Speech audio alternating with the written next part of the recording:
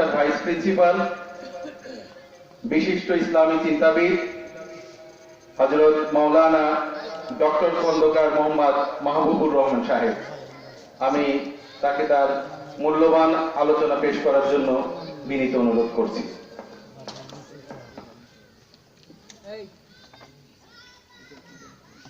আসসালামু আলাইকুম ওয়া রাহমাতুল্লাহি ওয়া বারাকাতুহু।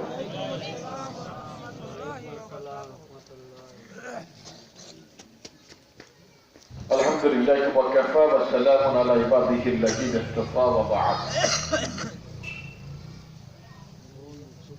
আজকের ঐতিহাসিক সাউথ হাফিজিয়া মাদ্রাসার উদ্যোগে আয়োজিত তাফসীরুল কোরআন মাহফিলের মহাসম্মানিত সভাপতি জনাব মোহাম্মদ কুতুবউদ্দিন খান সাহেব আমার পাশে বসা আছেন। আমি নেক দোয়া করছি আল্লাহ তাআলা যেন আল্লাহর গোলামকে কবুল করেন, সকলে বলুন আমিন। আজকের মাহফিলের বিশেষ তাফসীর কারক হিসাবে দীর্ঘ সময় ধরে বক্তব্য দিয়েছেন মাওলানা মোহাম্মদ আব্দুল আওয়াল সাহেব, আমার অত্যন্ত স্নেহের কাছের বটে। জনাব মাওলানা মোহাম্মদ আব্দুল আওয়াল সুপার বিনজারি দাখিল মাদ্রাসা, পাঠ্য প্রতিষ্ঠানের সম্মানিত শিক্ষক মন্ডলী, তলবে ইলম, সুরি এলাকাবাসী, যারা না আসলে আজকের এই মাহফিলটাই ধন্য হতো না। হোক সেটা কম, আপত্তির কিছু নেই। হেদায়েতের মালিককে একটু জোরে বলেন তো। আপনার যদি আজকে যদি অল্প লোক হোক আর বেশি লোক হোক, যদি এই কোরআনের মাহফিলটা কবুল হয়ে যায়, কারো জীবনের গুনাহ কি মাফ হবে? বাকি থাকবে কারো? কাম থাকবে। আপনি এখানে ইচ্ছা করলেও আসতে পারতেন না, আমিও আসতে পারতাম না, যদি আল্লাহর পক্ষ থেকে বরাদ্দ না হতো যে এই মানুষগুলো কোরআন শুনতে যাবে। কথা বলেন ঠিক লাগে? এই জন্য আমরা মনে করি যে আজকে আমরা ধন্য মানুষ। আল্লাহ পাক আমাদেরকে ভালোবেসেছেন, মহব্বত করেছেন, আদর করেছেন, কাছে টেনে কোরআনের প্রোগ্রামে বসিয়েছেন। আল্লাহ দরবারে শুকরিয়া আদায় করব মহব্বতের সাথে, সকলেই জুড়ে জুড়ে বলি আলহামদুলিল্লাহ। এই জায়গাটা ফাঁকা তো ভালো লাগতেছে না, মানে এই জায়গাটা একটু পুরো করে না, একটু একটু একদিকে একটু আগে আসেন। আসেন আসেন, আপনারা যেটা আসেই পড়ছেন, এসে পড়েছেন, যে না আসলে সমস্যা ছিল না।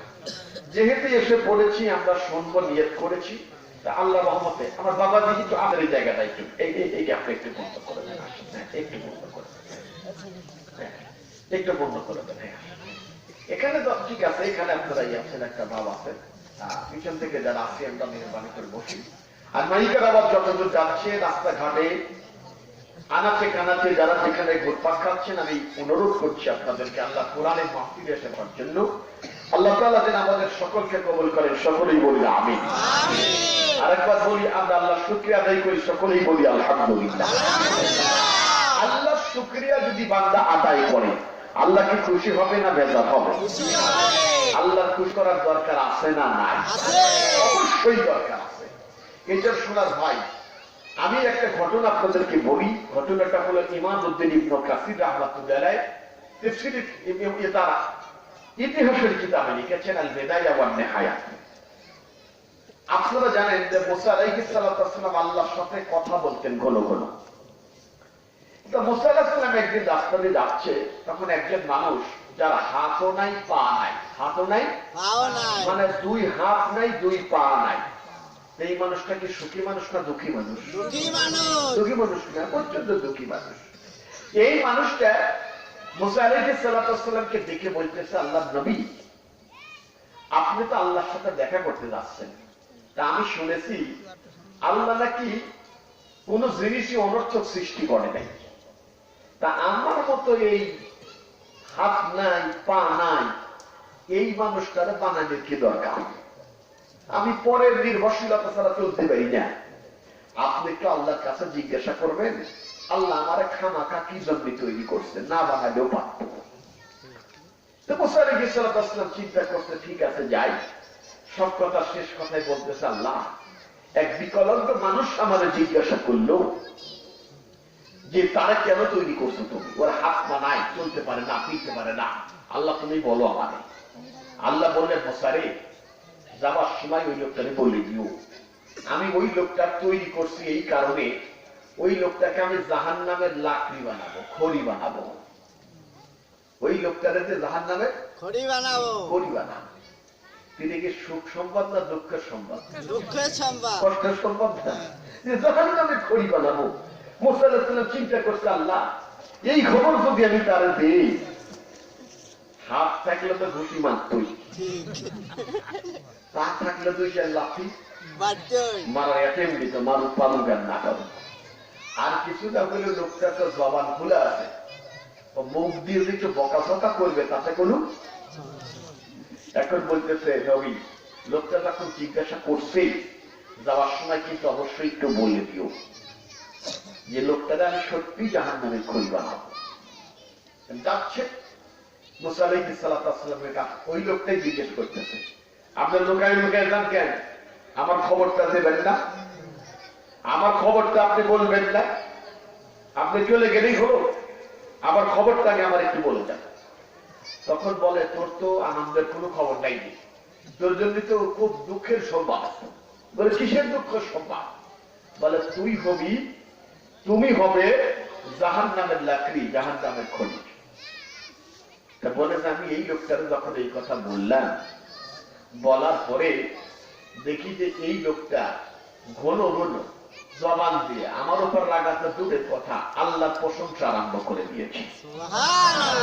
বলেন না সুবহানাল্লাহ। আর প্রশংসা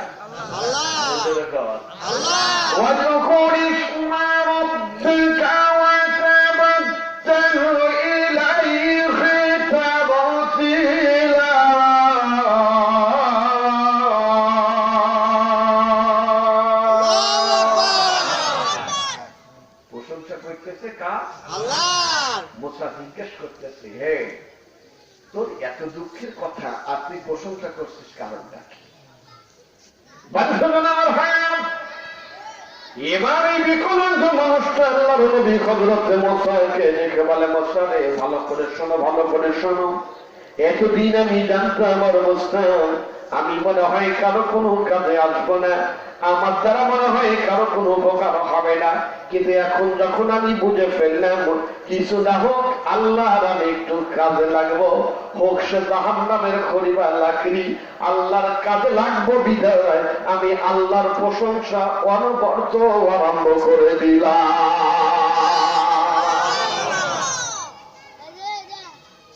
মুসা আলাইহিস সালাম চিন্তা করলে, হায় হায় হায়, আমি কি চিন্তা করি আর লোকটা চিন্তা করে কি?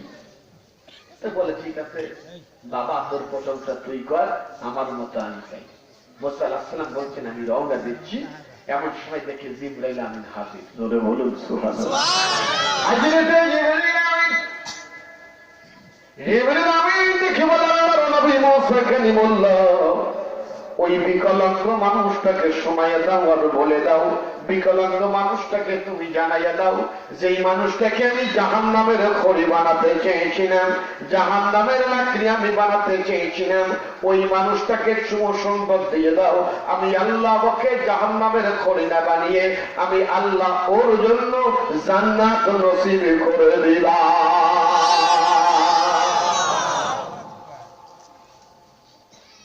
ছিল জাহান্নামী, হয়ে গেল কি জান্নাত। মুসা আলাইহিস সালাম চিন্তা করছে, আল্লাহ এটা একটা কথা হলো, তুমি কেবলই বললে লোকটা জাহান্নামে খড়ি হবে, আর এই লোকটার তুমি জান্নাত দিবা, তার কারণটা কি? কারণটা আল্লাহ বলে, মুসা তোমার কথায় আমি চলি না, আমার কথাই গোটা বিশ্ব জগৎ চলে। জোরে বলে ঠিক না বেশি? আওয়াজ দিয়ে বলেন,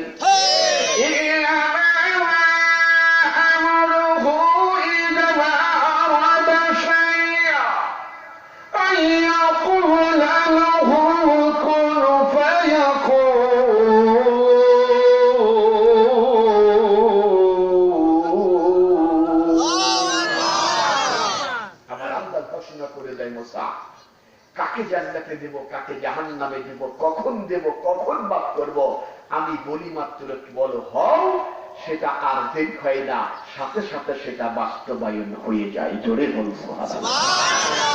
আমার ভাইয়েরা, চাঁদের মানুষ করে সুন্দর করে শুনে রেখে দাও, জেনে রেখে দাও, আমার আল্লাহ ঘোষণা দিয়ে বলে মোসারে এই লোকটাকে আমি জাহান্নামের খড়ি বানাতাম, লোকটাকে জাহান্নামের লাকড়ি আমি বানাতাম, কিন্তু যখন আমি লক্ষ্য করে দেখে নেবে এত বড় খারাপ খবর শোনার পরেও লোকটা আমি আল্লাহ রব্বুল আলামিনকে ভোলে না, আমি আল্লাহর পরিত্যাগ করি না, তখন মনে মনে চিন্তা করলাম রে এত সুন্দর মানুষকে আর জাহান্নামে দেওয়া যায় না। যেই জবান দিয়ে আমি আল্লাহর প্রশংসা করে, যেই জবান দিয়ে আমি আল্লাহর জিকির করে, যেই জবান দিয়ে আমি আল্লাহকে ডাকে, ওই জবানটা কোনদিন জাহান্নামের আগুনে দেওয়া যায় না। এই জন্য আমি আল্লাহ রব্বুল আলামিন আমার সিদ্ধান্তটাকে পরিবর্তন করে ওই মানুষটাকে জান্নাতুল ফেরদৌসের মালিক বানায়া দিবা। এই জন্য আপনি দুঃখে হোক, সুখে হোক, কষ্টে হোক, যে কোনো কায়দায় হোক, আমরা সকল মুহূর্তে সর্ব অবস্থায় প্রশংসা করবো কার? কষ্ট হবে কি আমাদের প্রশংসা করতে? খালি এখানে আসবেন কোরআনের মাহফিলে করবেন তা না, তবে এখানে একটু জোরে জোরে এই জন্য করবেন এখনকার সময় হলো ঘুমের টাইম, গ্রামের মানুষ ঘুমাইতে চাই, ওয়াজ আর ঘুম একসাথে থাকতে দেওয়া যাবে না। কথা বলে ঠিক না? আজকে কত যখন সময় কোরআনের মাহফিল চলে, হতে পারে আজকের এই মাহফিলটা আল্লাহর দরবারে কাল কিয়ামতের ময়দানে আপনার আর আমার জন্য নাজাতের ওসিলা হতে পারে কি পারে না? তারপরে রজব মাস কয়েকদিন পরেই হলো 26 রজব। কথা বলেন, এই মাসে আপনারা জানেন পৃথিবীর সবচাইতে সেরা নবী মুহাম্মদুর রাসূলুল্লাহ, পৃথিবীর অন্যতম একটা কার্যকলাপ যেই কাজটা হলো মসজিদুল হারাম থেকে মসজিদুল আকসা, হারাম থেকে মসজিদুল আকসা, সেখান থেকে সাত আসমান, সপ্তম আসমানকে পরিভ্রমণ করে রব্বুল আলামিনের দরবার থেকে কথাবার্তা বলে আর বাড়িতে ফিরে এসেছিলেন। চিৎকার মেরে বলুন সুবহানাল্লাহ। মসজিদুল হারাম হলো সৌদি আরব, কোথায়? সৌদি আরব। আর মসজিদুল আকসা হলো আপনার ফিলিস্তিন। তা দুইটা রাষ্ট্রের দূরত্ব কম না বেশি? ওখান থেকে সপ্তম আসমান, এক একটা আসমানের দূরত্ব, এক আসমান থেকে আর এক আসমানের দূরত্ব হলো 500 বছরের রাস্তা। তাহলে 7 আসমান কত? 3500 বছরের রাস্তা। এরপরে যত বরের নূরের পর্দা সেগুলো নাই আমি বাকি রাখলাম, সব পার হয়ে আস্তে আস্তে করে নবী মুহাম্মদ সাল্লাল্লাহু আলাইহি ওয়াসাল্লাম আবার বাড়িতে ফিরে এসেছেন। জোরে বলুন আল্লাহু আকবার। আবু জেহেল জিজ্ঞাসা করতেছে, হুজুর আপনার কত সময় লাগছিল? এই যে দ্রুত পার হয়ে আপনি চলে আসলাম, তা আপনার কত সময় লাগছিল একটু মেহরবানি করে বলবেন কি? বলে বেশি সময় লাগে নাই, আমি যেখান থেকে ওযু করে রওনা দিয়েছিলাম, আমি ঘুরে এসে দেখলাম ওযুর পানি তখনও গড়া যাচ্ছে। সুবহানাল্লাহ। তাহলে সময় কি বেশি লাগছে না কম লাগছে? বিশ্বনবী তাজেদের মদিনা হুজুর হাদিস শরীফের ভিতরে সুন্দর করে বলে দেয় আমি জোহরের থেকে বের হয়েছিলাম, আমি হাসিনের থেকে যখন বের হলাম, উম্মে কানের ঘর থেকে যখন বের হলাম, যেই দরজা দিয়ে আমি বের হচ্ছিলাম, আমি বের হবার সময় দেখতে পেলাম, খেয়াল করলাম ওই দরজার শিকলটা আসার পরে দেখি তখনও নড়াচড়া করে।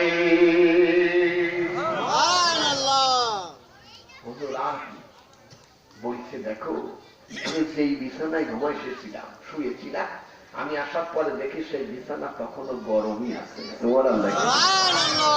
সময় কি বেশি লাগছে না কম লাগছে? কম লাগছে। এর চাইতে কম সময় কেন হয়?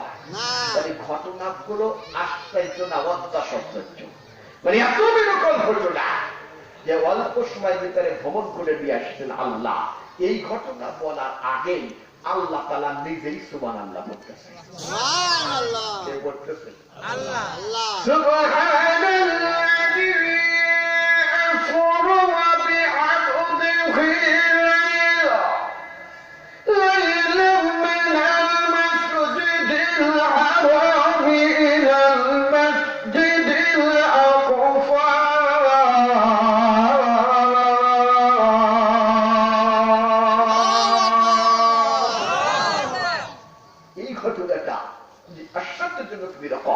এই ঘটনা বর্ণনা আল্লাহ তাআলা নিজেই সুবহানাল্লাহ বলে দিচ্ছে আর কি, যে বান্দা মানবে না কেন?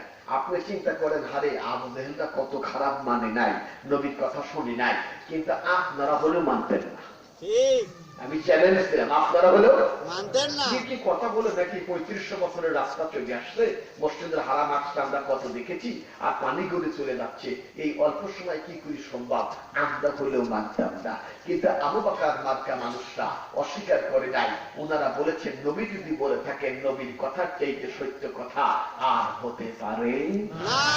আবু দেখেন বলতেছে, হুজুর আমি আর কি বলবো, আপনি যে আশ্চর্য কথা বললেন, আপনি যে এতদিন যা বলতেন আর না বলতেন, এতদিনের কথা তবে একটা মানে মূল ভিত্তি ছিল, আজকের কথা একেবারেই বসা অবোধগম্য কথা, এটা হতে পারে না। আমিও আপনাকে প্রশ্ন করব, যদি জবাব দিতে পারেন তাহলে আমি মেনে নেব। সুবহানাল্লাহ। আপনি যদি বলতে পারেন, আমার প্রশ্নের জবাব যদি আপনি দিতে পারেন, তাহলে মনে করবো যে আপনি মেরাজ করেছেন, আর নতুবা আমি আপনার কথাটা মানব না।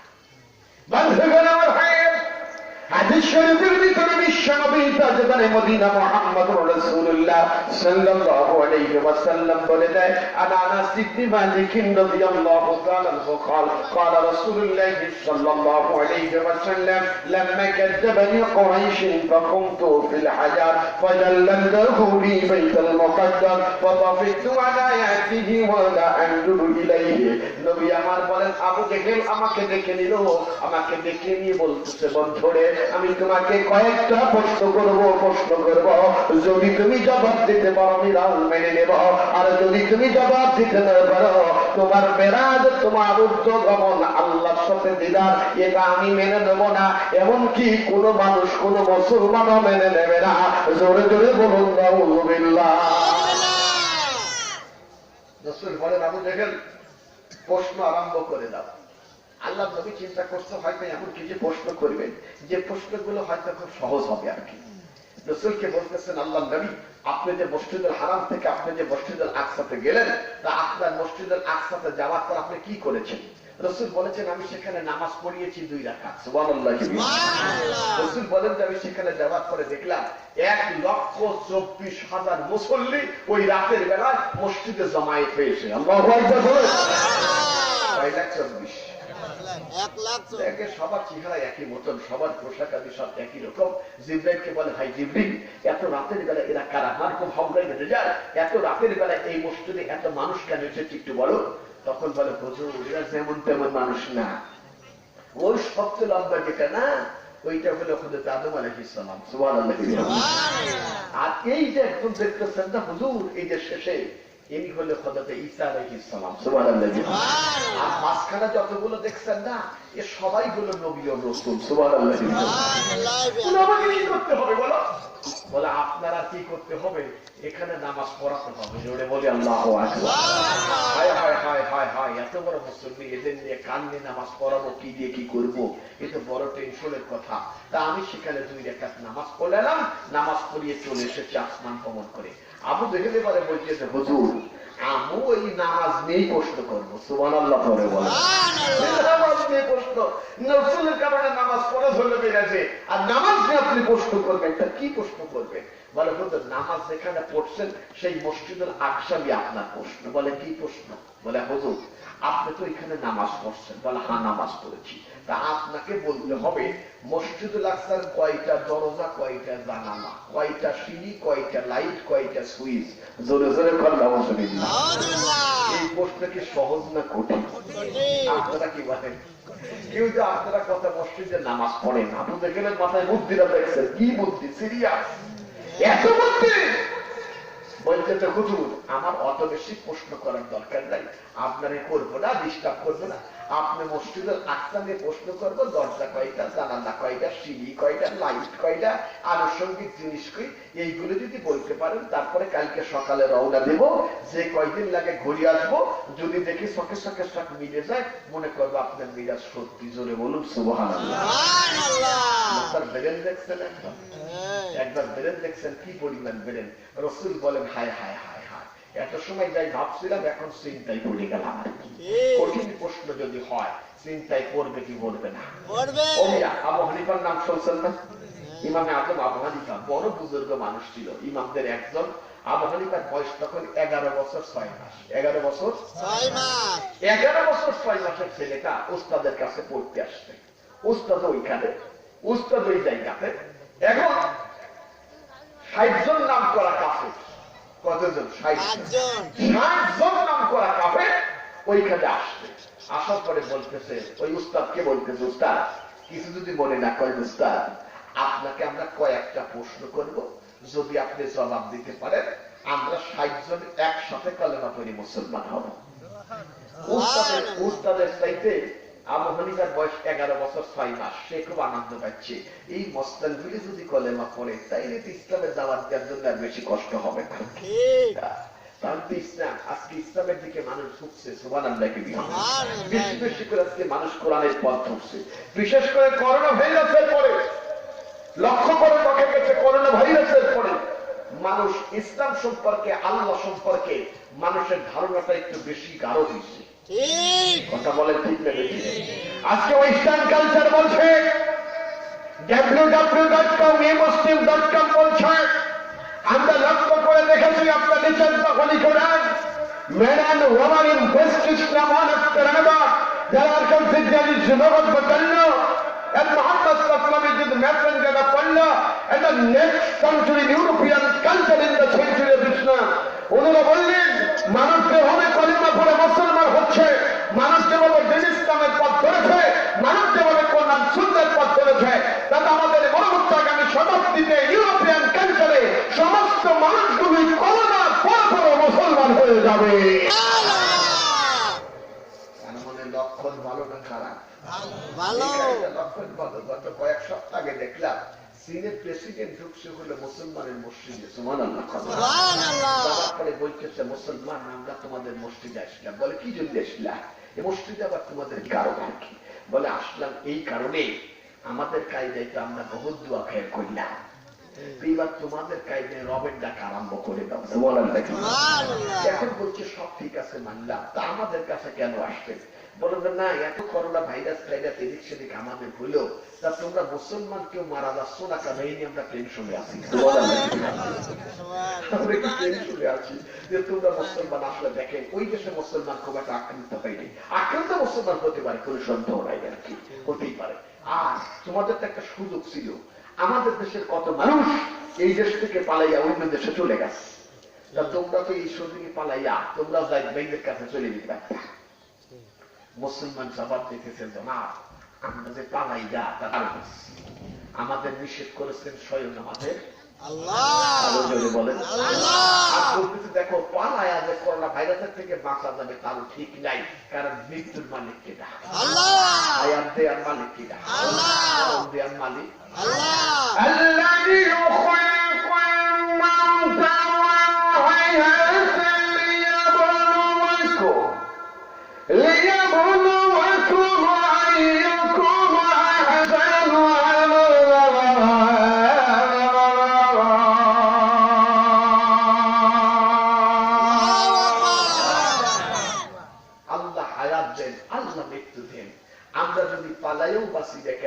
আমরা মৃত্যুর থেকে বাঁচতে পারবো না।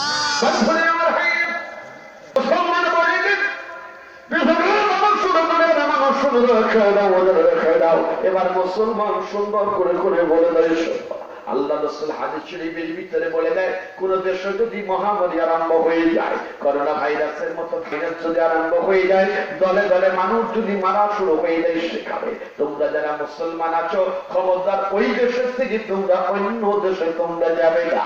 আর তোমরা যারা বাইরের দেশে আছো, বাইরের দেশের থেকে তোমরা খবরদার ওই দেশে যাবে না। যদি ভাইরাসে তোমাদের মৃত্যু হয়ে যায়, যদি মহামারীতে তোমাদের মৃত্যু হয়ে যায়, আল্লাহ রাব্বুল আলামিন কাল কিয়ামতের ময়দানে তোমাদেরকে শহীদের কাতারে দাঁড় করাইয়া দেবে। বলতেছে, দোস্ত আমরা তো মরণের ভয় করি না, আমরা যেখানেই পালাবো, যেই জায়গায় থাকবো, যেখানেই অবস্থান করি না কেন, আপনি কি মরণ থেকে বাঁচতে পারবেন? আব্দুল বাস বক্তৃতা দিচ্ছিল, যমুনা গ্রুপের মানুষের গ্রুপের মালিকের টাকা কি কম ছিল নাকি? বাংলাদেশের একসময় সবচেয়ে বড় ধনী ছিল জহুরুল হক। সবচেয়ে বড় বড় বিল্ডিং ছিল, সেই মানুষকে পৃথিবীতে বেঁচে আছে? না। বেঁচে আছে। এই গোটা পৃথিবী বানিয়েছিল তিনজন বাদশাহ, গোটা পৃথিবী রাজত্ব করত তিনজন। তিনজনের একজন ছিল হযরত সুলাইমান, সুবহানাল্লাহ। সুলাইমান আলাইহিস সালাতু ওয়াস সালাম। একজন ছিল বাদশা যুলকারনাইন, একজন ছিল কাফের বাদশা বখতনেছার। এই বাদশা সুলাইমান যখন মারা যাচ্ছে, মারা যাওয়ার সময় লোকদেরকে বললেন, শোনো, আমাকে যখন কাফন পরাবে, কাফনের বাইরে আমার হাত রেখে দেবা, হাতটা আমার কাফনের বাইরে রেখে দেবা। লোকেরা বললো, হুজুর এটা কেমন করে সম্ভব? তাকে সম্ভব হয়? তখন বলছে, সম্ভব হবে না কেন, সম্ভব করতে হবে তোমাদেরকে। বলে কেন? বলে আমি এত পৃথিবী চালিয়েছি, সারা পৃথিবীর বাচ্চা আমি, আর আজকে আমি চলে যাচ্ছি কবরে, আমি যে খালি হাতে যাচ্ছি এটা গোটা পৃথিবীর মানুষকে দেখিয়ে দিও। যদি বলি সুবহানাল্লাহ। কেউ সাথে কিছু নেবে না, মৃত্যু এত টাকা পয়সাও আমাকে রক্ষা করতে পারে তো নাই, এবং আমি যে কবরে চলে যাচ্ছি, আমার কবরে যাওয়া হচ্ছে শূন্য হাতে, এটা পৃথিবীর মানুষকে আমি বাদশা দেখিয়ে দিয়ে গেলাম। জোরে জোরে বলি আল্লাহু আকবার। যেখানেই পালান আপনি, যেই রাস্তায় পালান আপনি, আপনি বড় করে পাকা করে বিল্ডিং করে যদি পালান আপনি, আপনি কি বাঁচতে পারবেন? ভাই, আল্লাহর একজন নবী ছিলেন হযরত ইদ্রিস আলাইহিস সালাম, নাম শুনেছেন না? ইদ্রিস আলাইহিস সালাতু ওয়াস সালাম, সূরা মারিয়ামের তাফসীরে লেখা আছে ঘটনাটা, ওয়াসকুর ফিল কিতাবে ইদ্রিস ইন্নাহু কানা সিদ্দিকান নাবিয়্যা। এখানে লেখা আছে ইদ্রিস আলাইহিস সালাম একদিন রোদের সময়, এই যে বর্তমানে প্রচন্ড গরম পড়ে, রোদের সময় রাস্তা দিয়ে ঘুরছে, এমন সময় দেখে রৌদ্রে এত তাপ, রোদে তার গাছ নামদা চলছে যায়। আল্লাহর কাছে দেখে বলতেছে, হায় আল্লাহ, এত রোদের তাপ আমার সহ্য হয় না, আল্লাহ আমি কি করব? আল্লাহ বলে, তুমি ঘরের ভিতরে যাও। তখন বলছে, আল্লাহ আমি তো আমার চিন্তা করি না, আমার চিন্তা হচ্ছে যে যেই ফেরেশতা এই সূর্য মাথায় করে নিয়ে ঘুরে বেড়ায়, সেই ফেরেশতার কি পরিমাণ রৌদ্র লাগছে আর কি। আল্লাহ বলছে, নিজের সরকার কাল দাও, তুই পরের নিয়ে চিন্তা করো কেন? বলে, আমি তো নবী, আল্লাহ আমার তো নিজের চিন্তা আমি করি না, আমি অপরের চিন্তা নিয়ে ব্যস্ত। সুবহানাল্লাহ। যে নেতা হয়, প্রকৃত যে নেতা হয়, সে তো নিজের চিন্তা চাইতে কর্মীর চিন্তা বেশি করে। কি বলে? আর বর্তমান বিশ্ব নেতারা হলো এরকম, কর্মী সব বলে, দেখ আমি ঘরে টেলিভিশন দেখি। কি বলে? কথা বলে ঠিক না? কর্মীরাও বলবে না, কর্মীরাও বলবে না যে কি আমরা বলি বলি বলি, আর বেটা বললি তোর কি, তোর জান তো ফিরে দেবে না। তোমার সংসারে প্রথম 2 দিন সান্ত্বনা দেবে, 3 দিন দেবে, চতুর্থ দিন কিন্তু আর খবর হবে না। কথা বলে ঠিক দেবে কি? ও সোনার ভাই, আমার বন্ধু, আমার বাবাজির আমার, এবার বলছে নবী ইদ্রিস বলছে, আল্লাহ তোমার কাছে একটু দোয়া করি। বলে, কি দোয়া? আল্লাহ যেই ফেরেশতা সূর্য চালায়, পরিচালনা করে, তার কাজটাকে একটু সহজ করে দাও, সূর্যের তাপ যাতে তার জন্য একটু লেস হয়ে যায়। সুবহানাল্লাহ। এখন বলছে, যেই মাত্র এই কথাটা বলছে, সাথে সাথে আল্লাহ নবীর দোয়া কবুল করছে। যেই ফেরেশতা সূর্য মাথায় করে নিয়ে হাতে করে নিয়ে ঘুরে বেড়ায়, ওই ফেরেশতা সূর্যের তাপ এখন কম লাগে, আরাম লাগে। ওই ফেরেশতা আবার পাল্টা আল্লাহর কাছে বলতেছে, মাবুদ আজকে সূর্যের তাপ এত কম কেন? ও মাবুদ সূর্যের তাপ কম কেন? বলে, আরে জমিন থেকে ইদ্রিস নবী তোমার জন্য দোয়া করছে। ইদ্রিস এই দোয়া করার কারণে সূর্যের তাপ কমাইয়া দিয়েছি। সুবহানাল্লাহ। ফেরেশতা তখন বলতেছে, আল্লাহ তুমি আমার ওই ভাইয়ের সাথে একটু দেখা করার সুযোগ করে দাও। কেন দেখা করবা? আল্লাহ আমার এত বড় উপকার করলো, আমি তার একটু দেখা করবে না? তার একটু ধন্যবাদ দিয়ে আসি। চলে আসতে ফেরেশতা, আসার পরে বাইরের থেকে ডাকতেছে, আসসালামু আলাইকুম ইদ্রিস ভাই, বাড়ি আছো? ইদ্রিস তখন ওখান থেকে বলছে, ওয়ালাইকুম আসসালাম, সালাম কালাম দিয়ে বলছে, ভাই কে ডাকাডাকি করছো, কে তুমি, পরিচয় দাও। তখন বলছে, আমি ফেরেশতা। ধরে বলি সুবহানাল্লাহ। ইদ্রিস মনে করছে, আমার কাছে তো ফেরেশতা আছে না, ফেরেশতা আমার কাছে আইছে, তার মানে এটা যেমন তেমন ফেরেশতা না। এ কোন ফেরেশতা? বাপ বলছেন তো, বাপ বলেছেন তো, এ তো নিশ্চিত আজরাইল ছাড়া কিছুই না। এ মালাকুল মউত ওরফে আজরাইল। হাদিসের ভাষায় মালাকুল মউত, আর আমাদের বাংলা ভাষায় নাম হলো আজরাইল, প্রচলিত ভাষায় আমরা ডাক্তার রাখছি আজরাইল। এ তো আজরাইল ছাড়া কিছু নাই। ও চিন্তা করছে, হায় আল্লাহ কি হলো, বাড়িতে সবার কাছ থেকে বিদায় দেখতে পারে, মাফ করে দাও, মাফ করে দাও, আমি আর বাঁচবো না, এখনই আমার জান চলে যাচ্ছে আর কি। মরার ভয় সবার আছে না নাই? এই যে চিন্তা করছে, হায় আল্লাহ আমি কি করলাম আর ও কি করে আর কি।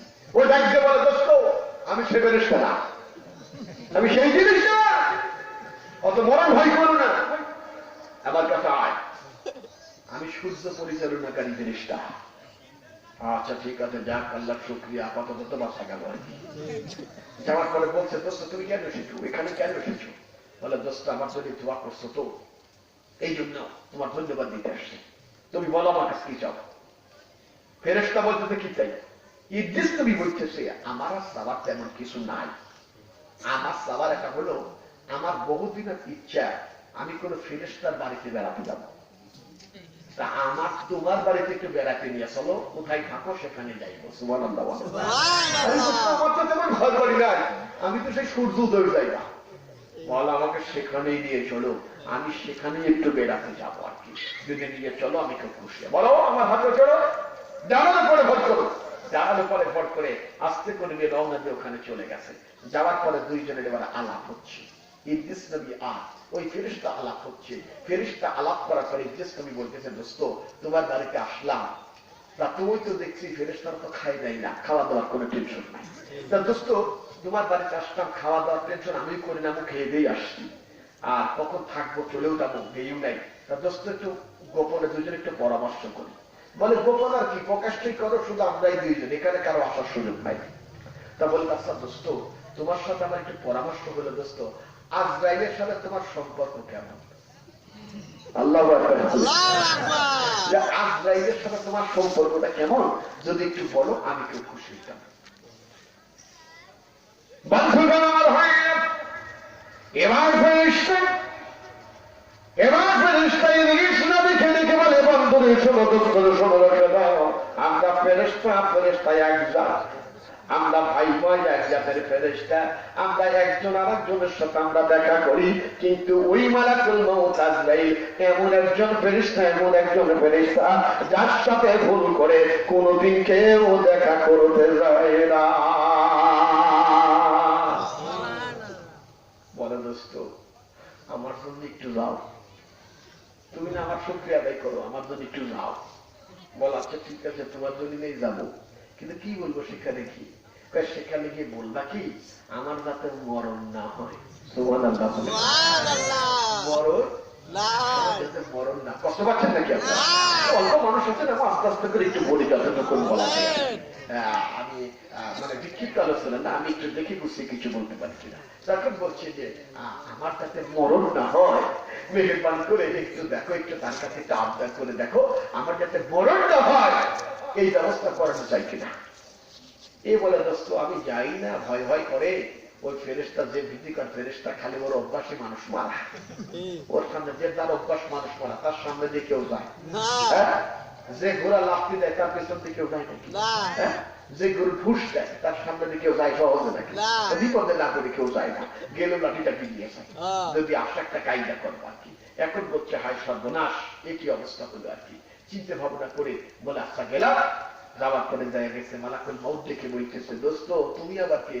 আমার দরবারে তো কেউ কোনোদিন আসলো না, এই একে একাই থাকি, তোমার আবার কে মরার ইচ্ছা? ওকে করছে কি রে, আমার মরার কথা বলে কি ব্যাপার, আমি কি আসি ধরা দিলাম?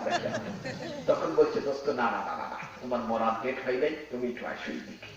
তখন বলে, কি জন্য আইসো? বলে, দোস্ত রে আমার এক বন্ধু হয়েছে, একজনের সাথে খুব বন্ধুত্ব মানুষ, তা সেই মানুষটা তো মরতে চায় না, তা তার যাতে একটু মারা টারা না যায় সেই ব্যবস্থা করা যায় না। মালাকুল মউত এতবার চোখ করে তাকাইছে,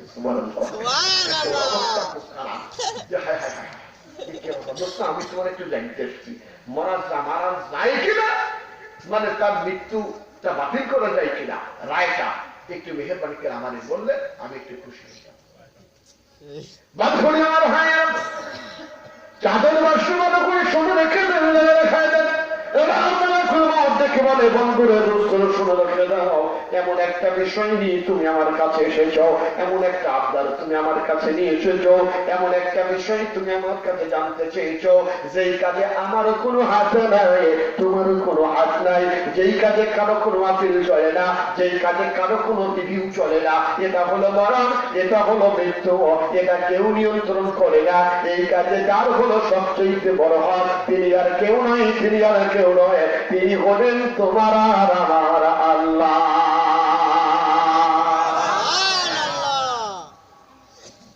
হাত কার? আল্লাহ। মরণের হাত কার? আল্লাহ।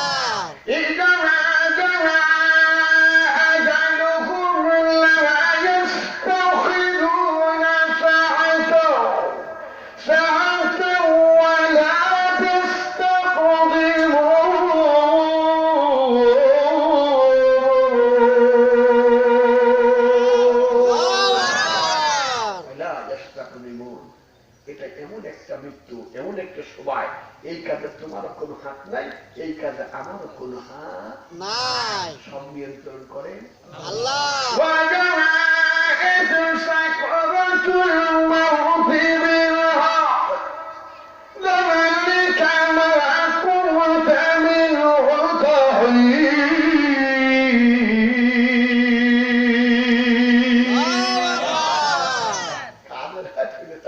আমি কিচ্ছু দোস্ত করতে পারবো না তার জন্য। তখন বলে হাই দোস্ত একটা কাজ তাহলে করো। বলে কি কাজ? কিছু উপকার করো। বলে কিচ্ছু করার নাই। বলে দেখো কিছু করা যায় কিনা। তখন বলে দোস্ত তো ছোট্ট একটু উপকার তোমার করি, যেহেতু তোমার আমার জাতি ভাই। বলে কি উপকার? বলে দোস্ত আমার রেজিস্টার খাতা দেখে এই লোকটার মরণ কোন দিন আছে, মরণ কোন দিন কোন আছে? জায়গায় আছে, কোন সময় আছে, কোন জায়গায় আছে, মরণের তারিখটা বলে দিই, যাতে লোকটা একটু প্রস্তুতি নিতে পারে। ঠিক। কি করবে? তাও একটু একটু তুই হইল বড় উপকারটা হলে ছোট উপকারটা হইল। কি বলে? ঠিক আছে। এটা কিন্তু হাদিস, গল্প না হাদিস। ঠিক। এটা হাদিস, গল্প না। আল্লাহ মাযহাবী তার তাফসীর কিতাব হাদিসটা বগবি জায়গায় নিয়ে আসতেন। তখন বলছে দোস্ত তাহলে তাও তো একটু ভালো হয়, বড় উপকার করতে পারি আর না পারি, ছোট তো উপকার একটু হইলে তো বলে। ঠিক। তখন বলছে আচ্ছা দোস্ত তাহলে বলো। এখন রেজিস্টার খাতা হাতে নিছে, হাতে নেওয়ার পরে বলতেছে দোস্ত রে এই ইদ্রিসের মরণ তারিখ জানতে আইছিস? ইদ্রিসের মরণ নিয়ে আমি নিজেই টেনশনে পড়ে গেছি। সুবহানাল্লাহ। সুবহানাল্লাহ। কিরে মালাকুল মউত যে কারণে টেনশন করে এটা তো আমি জানতাম না। এই দোস্ত কি টেনশন কর? বলে আরে পাগল, আমার এই খাতায় লেখা আছে এই ইদ্রিসের মরণ হবে সূর্য উদয়ের ফেরেশতার বাড়ি। সুবহানাল্লাহ করে বলবেন না? আল্লাহু আকবার করে বলবেন না? তা আমি টেনশনে আছি এই মানুষ হয়ে ফেরেশতার বাড়িতে যাবে কি করে? এ কোথায় কিভাবে যাবে? হেলিকপ্টার নেই, কিছু নাই, যে বাড়িতে চাইলে না থাকে ফেরেশতার বাড়িতে যাবে কি করে? আমি তো তাই যে চিন্তায় পড়ে গেলাম। আমি তো মরণ নিয়ে চিন্তা চাইতে এইটা নিয়ে বড় চিন্তায় পড়ে গেলাম। ও যাবে কি করে আর কি? এখন ফেরেশতা বলতেছে দোস্ত ও জিনিস সেই জায়গায় আছে। সুবহানাল্লাহ বলতে ও জিনিস সেই জায়গাতেই আছে। বন্ধুরে আমার ভাই এবার মনে করে নাও করে দোস্ত ও যদি ওই জায়গাতেই যদি চলে যায় যাকে তুমি জীবন্ত অবস্থায় রেখে এসেছ ওই মানুষটাকে এখন আর জীবন্ত পাবে না। যাবার পরে তুমি দেখবে আমার বাহিরে গিয়ে ওর জানটা কবজ করে দিয়েছে। এটার নাম হলো মৃত্যু, এটার নাম হলো মৃত্যু। চেনের মুসলমানের যেন বলতে যায়, চেনের মুসলমানের যেন বলে দিতে চায় ও পৃথিবীর মানুষ শোনো, দুনিয়ার মানুষ শোনো, রেখে দাও, জেনে রেখে দাও। হাজারো পালানোর চেষ্টা যদি আমরা করি করোনা ভাইরাস থেকে বাঁচানোর জন্য হয়তো অন্য রাস্তায় যদি আমরা যেতে চাই, অন্য রাস্তায় হয়তো আমরা চলে যেতে পারি। এই দেশে করোনা নাই বলে আমরা যেতে পারি, কিন্তু মালাকুল মউত ফেরেশতা এই করোনা ভাইরাস সেখানেই যে কোনো ওসিলায় চলে আমাদের মৃত্যু ঘটিয়ে দেবে। তাই তো আমার নবী বিশ্ব নবী তাআলা মাদিনা হাদিস শরীফের ভিতরে সুন্দর করে বলে দেয় যেই দেশে তোমরা আছো ওই দেশ থেকে পালাইয়া অন্য দেশে তোমরা যাবে না। আর যেই দেশে তোমরা অন্য দেশে আছো তোমরাও খবরদার ওই আক্রান্ত এলাকায় তোমরা যাবে না। যদি তোমাদের মৃত্যু যদি হয়ে যায়, মৃত্যু যদি তোমাদের নসিব হয়ে যায়, ভাইরাসের মৃত্যু যদি তোমাদের মৃত্যু যদি হয়ে যায়, আমি সাক্ষ্য দিচ্ছি আমি রাসূল বলে দিলাম আল্লাহ রাব্বুল আলামিন কাল কিয়ামতের ময়দানে তোমাদেরকে শহীদের কাতারে দাঁড় করাইয়া দেবে। এই জন্য আমরা মুসলমান মরি না, মুসলমান ভয় পাই না, মুসলমান চিন্তা করে না। আজকে যদি বিশ্বের মুসলমানেরা বা বিশ্বের মানুষ যে পরিমাণ করোনা ভাইরাসকে ভয় করে, কথা বলে যে পরিমাণ করোনা ভাইরাসকে মানুষ ভয় করে, এই পরিমাণ যদি আল্লাহর ভয় করতে মানুষ, সব মানুষ আল্লাহর ওলি হয়ে থাকতো। কথা বলে আল্লাহর ওলি হয়ে থাকতো। ইমামে আযম আবু হানিফার কাছে আসতে উনি 11 বছর 6 মাস বয়স, ওস্তাদ এসেছে প্রশ্ন করার জন্য। বলে কি প্রশ্ন করবা? প্রশ্ন কি করবা? কি প্রশ্ন করবা বলো? হুজুর কয়েকটা প্রশ্ন। বলে কি প্রশ্ন করবা? হুজুর 1 নম্বর প্রশ্ন করলো হুজুর আপনার কাছে 1 নম্বর প্রশ্ন হুজুর করতে চাই, আপনারা যে আল্লাহ দাওয়াত দিচ্ছেন, আল্লাহর কথা বলতেছেন, আল্লাহর প্রশংসা করাচ্ছেন, আপনার আল্লাহ এখন এই মুহূর্তে কি করতেছে? জোরে বলেন সুবহানাল্লাহ। প্রশ্ন কি সহজ না কঠিন? আর আবু জেহেল কি প্রশ্ন করছে, হুজুর মেরাজে গেছেন, নামাজ পড়ছেন মসজিদুল আকসায়, কয়টা দরজা, কয়টা জানালা, কয়টা রড, কয়টা সুইচ, কয়টা লাইট, কয়টা ফ্যান? যদি এই প্রশ্ন যদি আপনারে আমি করি, আপনার মসজিদের খবর কি আপনি বলতেন? হ্যাঁ, ওই বেটা মোবাইল শ্রেণী করে সে বলতে পারবে না। যদি বিতর্কত প্রশ্ন করি পারবেন? আপনার ঘর, যে ঘর আপনি থাকেন, আপনার বাড়ি নিয়ে বিতর্কত যদি প্রশ্ন করে আপনি তো বলতে পারবেন না। যদি বলে আপনি ঘর বানাইছেন, টিনের ঘর বানাইছেন, আপনি সিলিং দিচ্ছেন, বলেন তো কয়টা কি করছেন, আপনি তো বলতে পারবেন না। আর এইগুলো গণনা করার জন্য মসজিদে নামাজ পড়তে যাই না। কিন্তু দেখেন কি পরিমাণ ব্রেন যদি পাকা হয়, ব্রেনের ভিতরে যদি মনে করেন কিছু মানুষ লেখাপড়া জানে না, কিন্তু দেখবেন খুব এই জাতীয় বুদ্ধিতে খুব পাকা আছেন আছেন আছেন আছেন এই জাতীয় কঠিন বুদ্ধিতে পাকা আছে। ব্রেন নাই ছাই, ব্রেনের নামার ছাই কিচ্ছু নেই, ছাই খাপলা।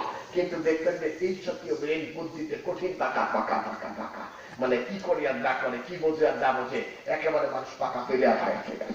শোনা ভাই, এখন বলতেছে বলেন আল্লাহ এখন কি করতেছে?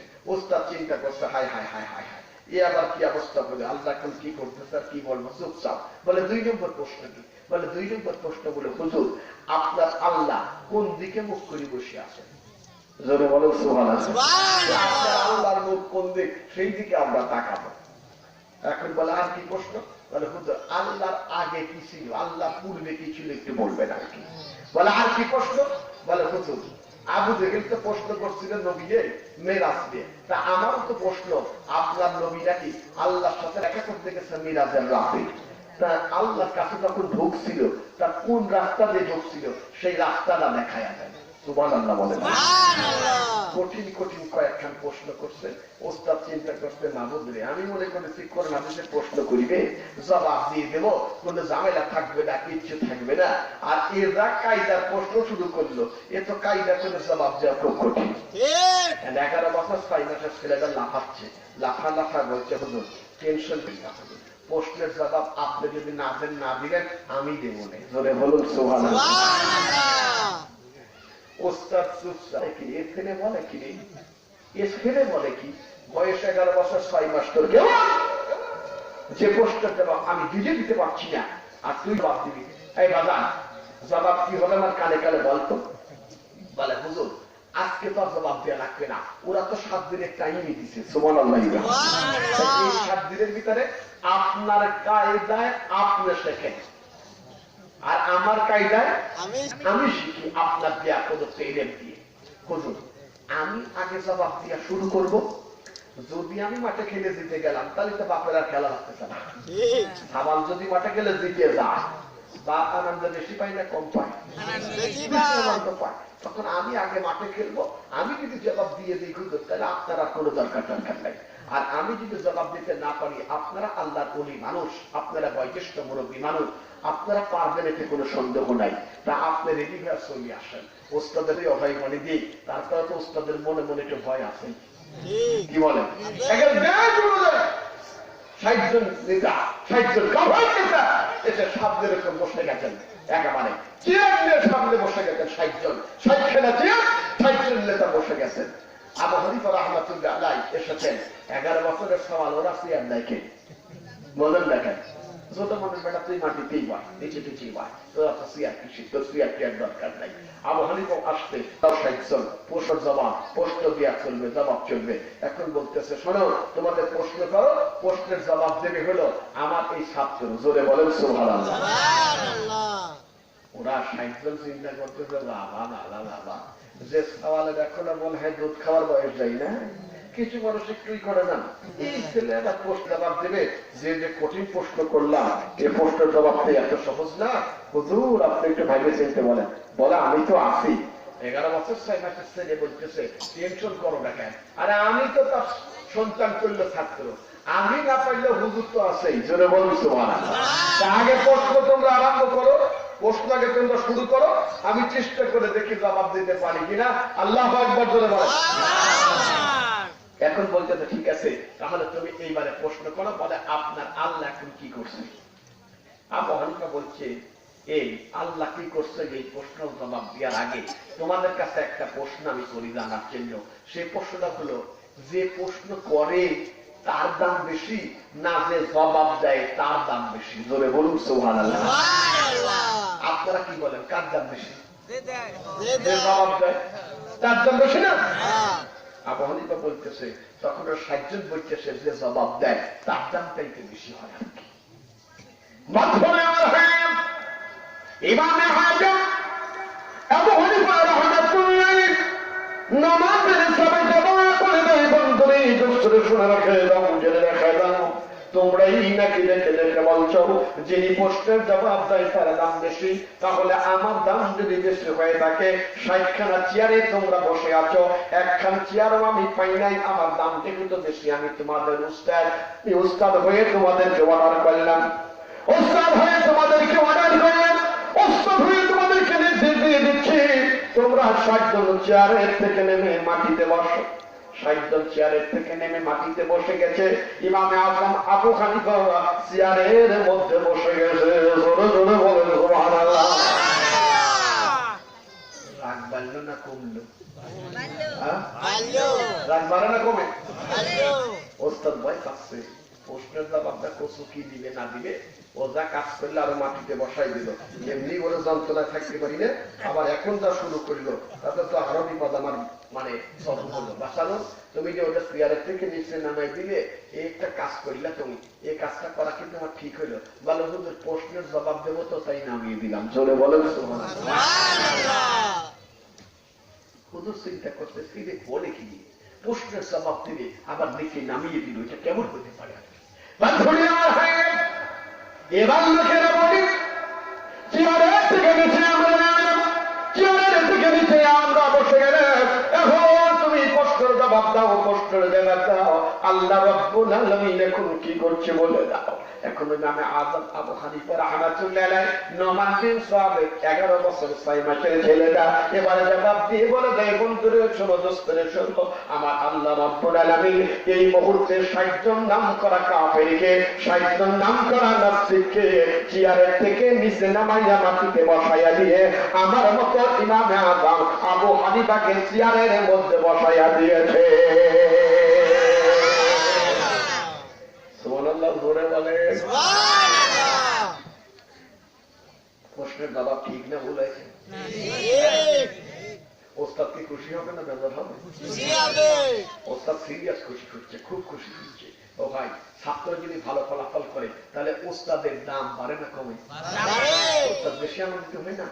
চরম আনন্দিত হয় ওস্তাদ, এত বেশি ওস্তাদের আনন্দ লাগে, এত বেশি ওস্তাদের মজা লাগে যে দেখবেন যে ওস্তাদ মানে আনন্দে আত্মহারা বাপ মার চাইতে বেশি খুশি হয়, বাপ মার চাইতে বেশি খুশি হয় যে আমার বেটা। যারা শিক্ষক তারা এটা বুঝতেন, আপনারা যারা শিক্ষক তারা ছাত্রদেরকে পড়ান, ভালোবাসাকে আদর দিয়ে তাদেরকে লেখাপড়া করান, আমার তো মনে হয় তাদের আনন্দ দেখে। কি কথা বলেন ঠিক? এখন বলতেছে যে বাসাধর তুমি কি এই জবাবটা দিয়ে দিলে, প্রশ্নের জবাবটা যে বাসাধর তুমি দিয়ে দিলে খুব কিছু হলে বাসাধর একটা কথা, তবে বাসাধর তুমি এরকম করে বললে বলে হুজুর কোরআন হাদিস যে জানে তার কোরআন হাদিস দিয়ে দলিল দিতে হয়, আর যে কোরআন হাদিস জানে না তাকে যদি কোরআন হাদিস দিয়ে দলিল দেই ও তো কোরআন হাদিসের অবজ্ঞা করবে। কি বলে ঠিক? হুজুর আমি আপনার কাছ থেকে শিখেছিলাম এটা কোরআন হাদিসেই আছে হুজুর, হুজুর আমি আগে ওদেরকে নামিয়ে দিয়ে প্রমাণ করলাম, আমি যদি এখন এই মুহূর্তে বলতাম আল্লাহ এই কাজ না ওই কাজ করছে, ওরা যদি লাভ দুটে বলতো ওই আল্লাহ ওই কাজ করতে দেখাইয়া দাও, তখন তো দেখাতে পারতেন না। আর এখন যদি ওরা বলে আল্লাহ ওই কাজ করছে না, ওরা তো বলতে পারতেছে না, ওরা অলরেডি মাটিতে বসে আছে। জোরে বলেন ঠিক না বেশি? ওই কাজটা কে করাইছে? জোরে বলেন কে করিয়েছে? আর আওয়াজ দেন না কেন?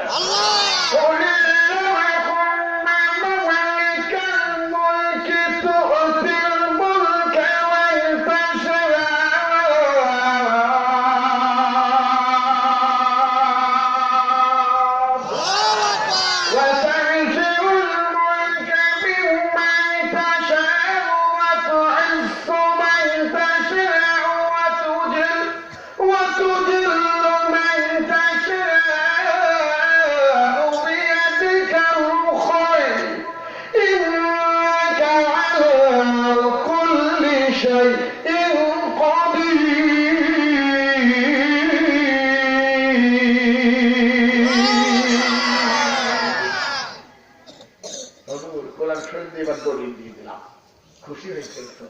বলে বাবা খুশি হয়েছি। 60 জন কাছ থেকে জিজ্ঞাসা করতেছে তোমরা খুশি হয়েছো তো? ওরা যদি জবান দিয়ে বলে খুশি হয়েছি, মনের থেকে বেজার বেশি। ঠিকই বসে আসতে বা পছন্দ নাই জিনিসটা। চেয়ারের থেকে নিচে নামাই দিছে 11 বছর 6 মাসের সওয়াল। তাই এই সওয়াল আমাদের অপমান করলো, কিন্তু প্রশ্নের জবাব সঠিক হয়েছে। এখন তো বলার কিছু নাই, মেনে নেওয়া ছাড়া কোনো তখন ওরা জবান দিয়ে বের হোক আর না হোক, কষ্ট করে হলেও বের করতেছে, খুশি হয়েছি। আছে কি না ধরে কিছু মানুষ আছে না, গরিবের সব গোল্ডেন প্লাস পাইছে। কি পান গরিবের সব গোল্ডেন প্লাস পাইছে, বড় লোকের ছেলে এর ক্রেডিট পাইছে। কি বলেন? এখন দেখা হলে বললে যদি গরিবের ছেলেটা যদি বাপ বলে ছেলে তো গোল্ডেন পাইছে, আপনি কি খুশি হয়েছেন? নিজের ছেলে পাইছে এর গ্রেড, মনটা তো বেসা, কিন্তু দেখবেন ওর মনটা খুব খারাপ, মনে আমার ছেলে কি দিকি করিল, তুই বেটা গান চলে কাজ করছিলেন, ভালো রেজাল্ট করছে আর কি। তখন যদি উপরে হলেও বলতে হয় যে না ভালোই হয়েছে, তোমার ছেলেটা খুব ভালো, কিন্তু এটা কিন্তু মনের থেকে খরচে বের হয় না। এটা বাস্তবতা, এটা বাস্তবতা। এখন বলতেছে হায় হায় হায়, প্রশ্নের জবাবটা একেবারে সঠিক হয়েছে, কোন সন্দেহ নাই, একেবারে কোন সন্দেহ নাই। আমরাও খুব খুশি হয়েছি, ধরে বলুন সুবহানাল্লাহ। 1 নম্বর প্রশ্নের জবাব আমরা খুশি হয়েছি হুজুর, কিন্তু 2 নম্বর 3 নম্বর 4 নম্বর এগুলি না জানা পর্যন্ত আমরা কিন্তু কলেমা পড়তে রাজি। বলে ঠিক আছে, 2 নম্বর প্রশ্ন কি বলো? বলে 2 নম্বর প্রশ্ন হলো তোমার আল্লাহ তাআলা কোন দিকে মুখ করে বসে আছেন? জোরে বলুন সুবহানাল্লাহ। পৃথিবীর মানুষগুলো ও কুষ্টিয়ার মানুষের সুন্দর করে শুনে রেখে দেন, ভালো করে যেন রেখে দেন। ইমামে আযম আবু হানিফা বলে বন্ধুরে, এই প্রশ্নের জবাব যদি আমি দিতে নেই, এই প্রশ্নের জবাব দিতে হলে আমার একটা লাইটের দরকার হবে, একটা মোমবাতির দরকার হবে, একটা প্রদীপের দরকার হবে, বা এরকম একটা লাইটের দরকার হবে, ম্যাচের দরকার হবে। ইমামে আযম আবু হানিফার সামনে লাইটের ব্যবস্থা হলো, এমন একটা লাইট মনে করেন লাগিয়ে দেওয়া হলো, একটা বাতি জ্বালিয়ে দেওয়া হলো। জ্বালানোর পরে জিজ্ঞেস করে বন্ধুরে, এই বাতির আলোটা কোন দিকে গেছে? মেহেরবানি করে বলে দাও, এই বাতির আলোটা কোন দিকে বলে দাও। এবারে 60 জন কাফের নাস্তিক নেতা একযোগে লাফ দিয়ে উঠে বলতেছে, নোমান রে, ও নোমান বিন সাবিত রে, এই আলোটা সব দিকে বিরাজমান। এই আলো সব দিক না, কোন দিক বলতে পারবেন নাকি? সব দিক। কি হ্যালো? আমার ভাইয়ের ইমাম আযম আবু হানিফা রাহমাতুল্লাহ আলাইহি বলেন, ঝোড়ে এই আলোর মধ্যে যেমন সব দিকে একভাবে বিরাজমান, সব দিকে সমানভাবে যেমন আলোটা বিরাজমান হয়ে চলছে, সব দিকে আলোটা যখন চলছে, আমার আল্লাহ হলো আসমান আর জমিনের নূর, আল্লাহ হলো আসমান আর জমিনের নূরের স্রষ্টা, আল্লাহ হলো নূরুস সামাওয়াতি ওয়াল আরদ, আল্লাহ হলো আসমান আর নূরের স্রষ্টা। আর রাহমানু আলাল আরশি ইস্তাওয়া, আল্লাহ তাআলা আরশের উপরে ইস্তিওয়া হয়ে আছেন। আলোর মুখ যেমন সব দিকে আমার আল্লাহ রাব্বুল আলামিনের মুখ তেমনি হলো সকল দিকে।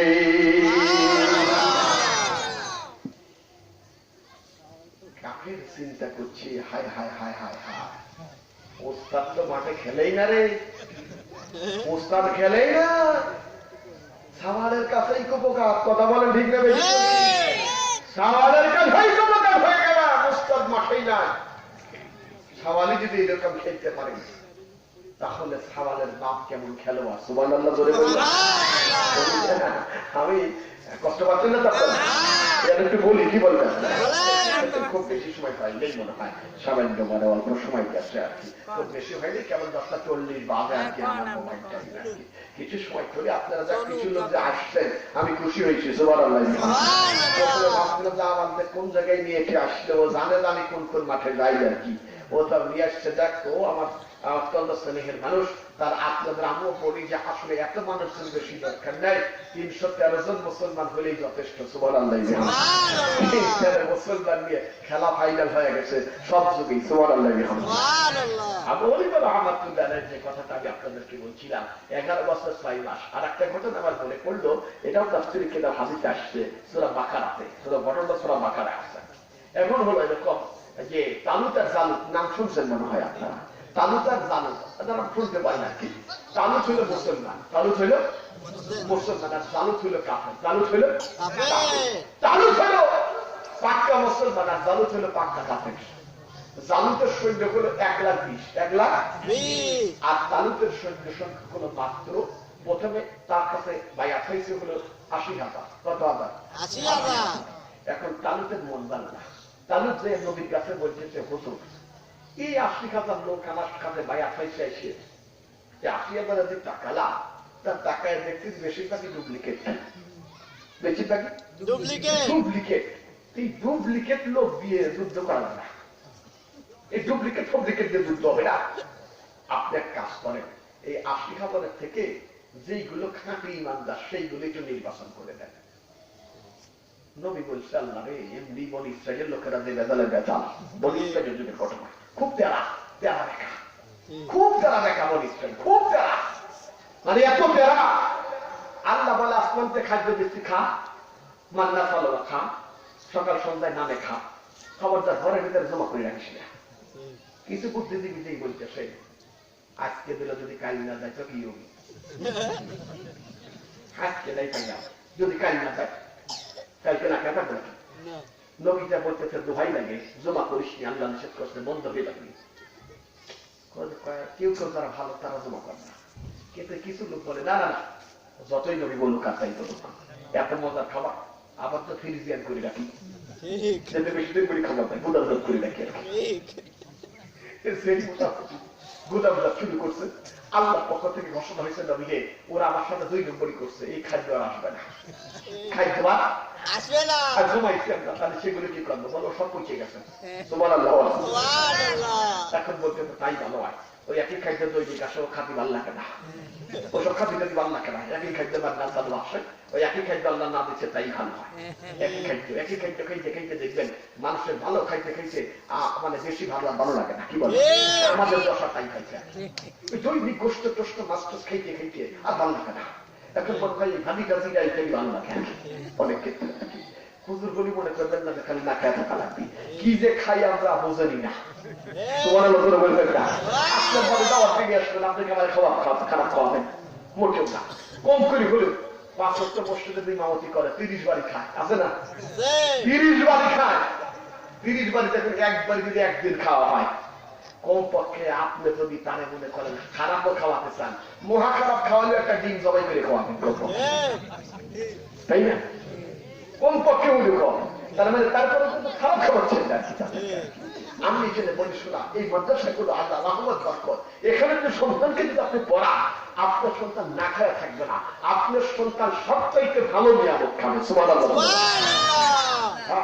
আমার ড্রাইভারি কাজ আমার পেট মোটা হয়ে যাচ্ছে, আমি খেতে হচ্ছি, আমি তো দূরের কথা, তাহলে কি খাওয়া হুজুর আমার সামনে তো হুজুরি পাবে কি খাওয়া খাচ্ছি হুজুর, আমি কিনে তো খাওয়া খাবি নাই, কিনে খাইতে তো বুঝতে না খান 550 টাকা কেজি 1 কেজি গরুর গোষ্ঠের দাম, কয়দিন কিনে খাওয়া তুমি? দৈনিক কেউ গোষ্ঠ কিনে খাই নাকি? দৈনিক দেশি মুরগি কিনে খাও নাকি? দৈনিক ইলিশ মাছ কিনে খাই নাকি? কিছু কিছু দায়ী 30-40 আইটেমের খাওয়ার সামনে করে, মানে কোনটা দিলে কোনটা খাবো তাল পাই না, খুশি আছে। আসলে নিয়ামত আল্লাহর খাওয়ায় আমাদের দিকে মাঝে মধ্যে আবার ভালো হুজুর হিসাব ফিরাপ দেওয়া লাগবে নাকি, আমরা ও কায়দা হুজুরা ভালোই যাবে আর কি। আমরা বিসমিল্লাহ বলে খাওয়া শুরু করি, আলহামদুলিল্লাহ বলে শেষ করি। আল্লাহ রাসূল কইতে বিসমিল্লাহ শুরু করবি, আলহামদুলিল্লাহ শেষ করবি, কোনো হিসাব কিতাব নেই। সুবহানাল্লাহ। কায়দাটা না আমার শোনা তাই কথাগুলো এই জন্য বললাম যে মাদ্রাসায় সন্তানকে মাদ্রাসামুখী করা দরকার, মাদ্রাসা দিনী ইলম শিক্ষা করা দরকার। খাওয়া দাওয়া যেমন ভালো পাওয়া যাবে, আল্লাহর রাস্তা পাওয়া যাবে না? এ ভাই আল্লাহর রাস্তা পাওয়া যাবে না? জান্নাতের খাবার কি এর চাইতে ভালো না মন্দ? জান্নাতের খাবার এর চাইতে আরো হাজার হাজার কোটি কোটি গুণে ভালো।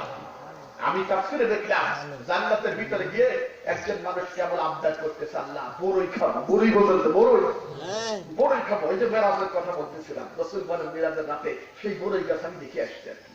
এক একটা বড়ই ওজন হলো 12 মণ। সুবহানাল্লাহ। 12 মণ ওজন বড়ই সামনে দিছে ফেরেশতা। 12 মণ ওজন বড়ই দেখে চিন্তা করে আল্লাহ এই ধর্ম কোন দিকে কামড় দেবো কোন জায়গা, আর এই হজম করতে পারবো আমি? টেনশন হয়ে যেতে পারে, টেনশন হবে না বান্দা, এটা হলো কথা। কারণ জান্নাতে যখন মানুষ যাবে, এক একজন মানুষ লম্বাই হবে 120 হাত করে লম্বা। সুবহানাল্লাহ বলবেন না? মেয়ে মানুষ যদি সামনে থাকতে সুবহানাল্লাহ চাইতে জোরে বলতে হয়, আপনাদের বলা না কেন? আপনারা যা মনে করতেন বাড়ি যা বলবো না আর কি না বাড়ি যা বলেন এইখানেই পড়েন 120 হাত লম্বা মানুষটা হবে একটা বুড়ো মানুষ জান্নাতে যাবে না সবকটা যুবক এক একজনের বয়স হবে 33 বছর সুবহানাল্লাহ ওই বড়ই আটি সহ্য খাবে তাও কিছু হবে না আপনি 120 হাত লম্বা হলে আপনার পেট কয় হাত হবে হিসাব করছেন তাই আপনাদের এই বড়িতে কাজ হয় বড়ি খাওয়ার পরে আল্লাহ আমার খেতে যাচ্ছে না বড় চাইতে বড় কিছু দাও আল্লাহ বলে বড় চাইতে বড় কি দেবো ফল ফলের ভিতরে বল হ্যাঁ আপেল খাও চলে বলেন সুবহানাল্লাহ আপেল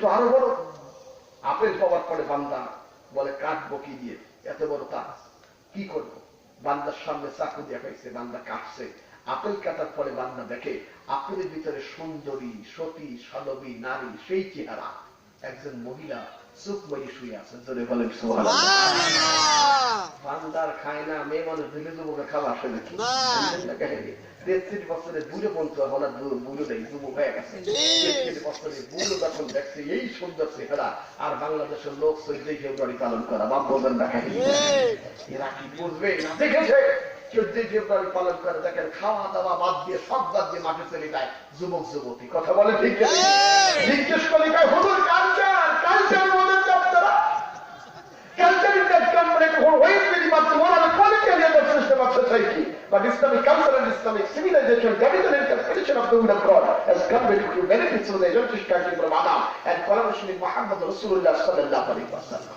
আমরা ওই কালচার বুঝি আমরা ইসলামিক কালচার বুঝি আজকের প্রত্যেকটা সভ্যতা যেখান থেকে 14 ফেব্রুয়ারি উৎপত্তি হয়েছিল আজকে সেখানকার মানুষেরা 14 ফেব্রুয়ারিকে পদদলিত করে দিয়ে আজকে তারা কোরআনের পথ ধরে ইসলামের সংস্কৃতি নিয়ে দলে দলে মুসলমান হচ্ছে বলে বলে সুবহানাল্লাহ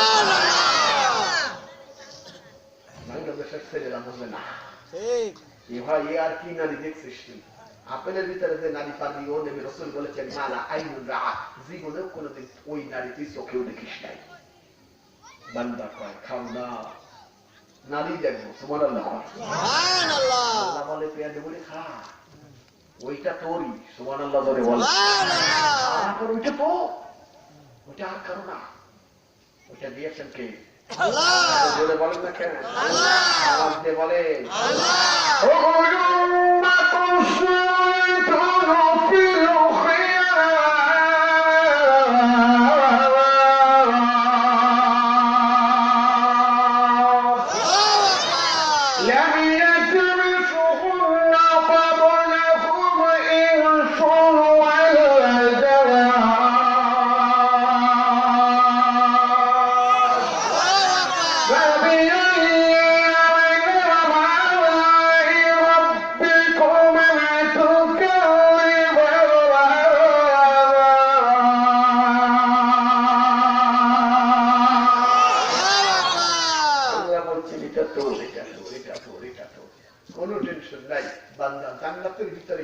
সমস্ত ভালো ভালো নিয়ামত আমরা পাবো যে নিয়ামত কোনোদিন কেউ জীবনেও কল্পনা করে দেখে নাই যে এই নিয়ামত আমি পাবো সেই নিয়ামত দেবেন আপনি কোরআন হাদিসের মত পথে যদি আপনি থাকতে পারেন কথা বলেন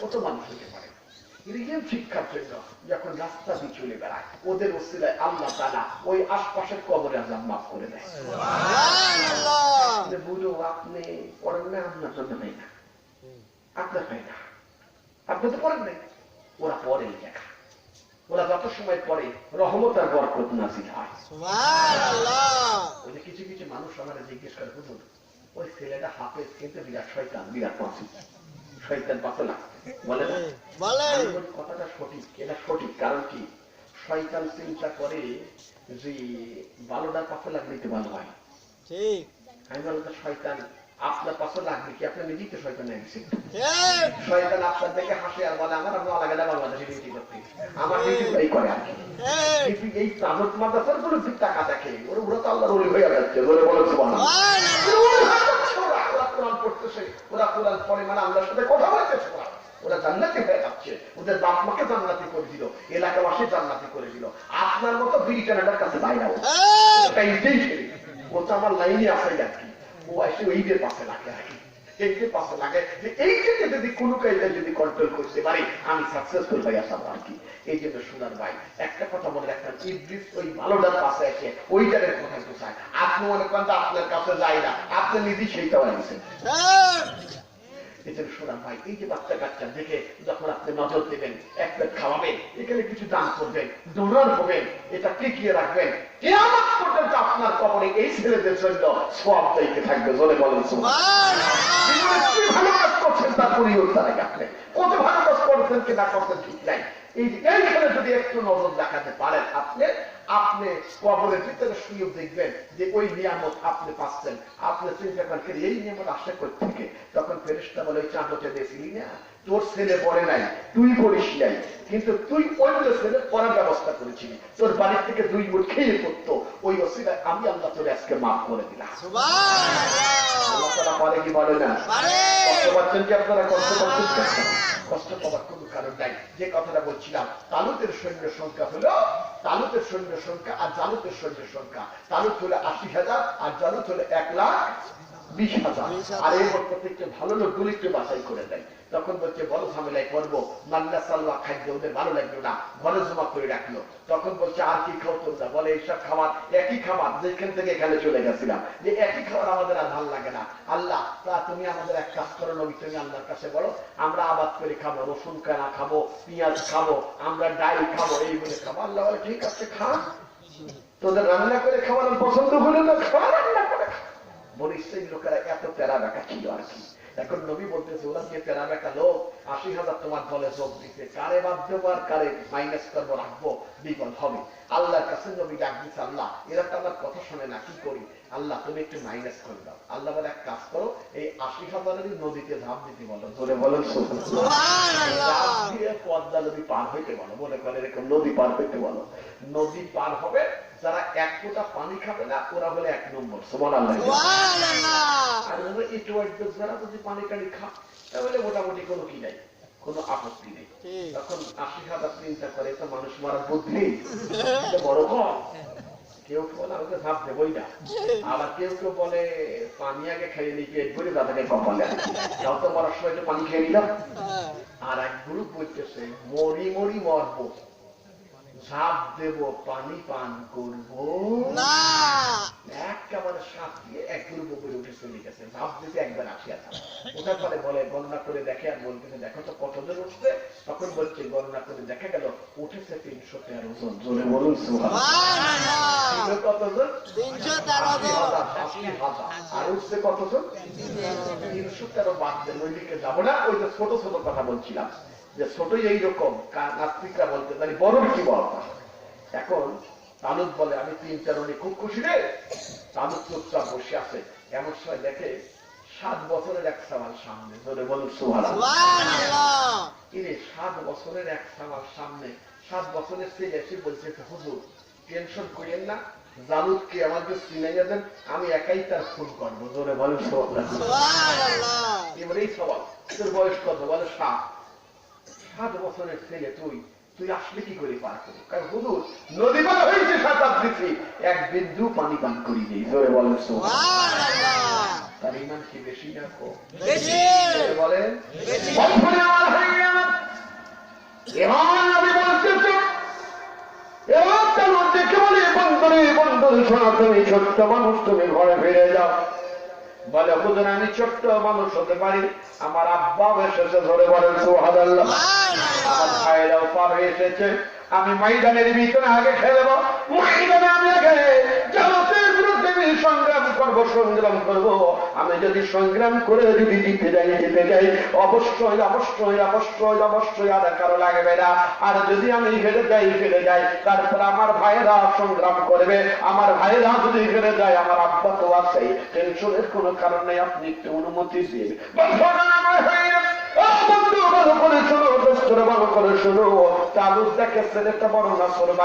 এবার দেখে জিজ্ঞেস করে তুমি কি জালুদকে ছিল?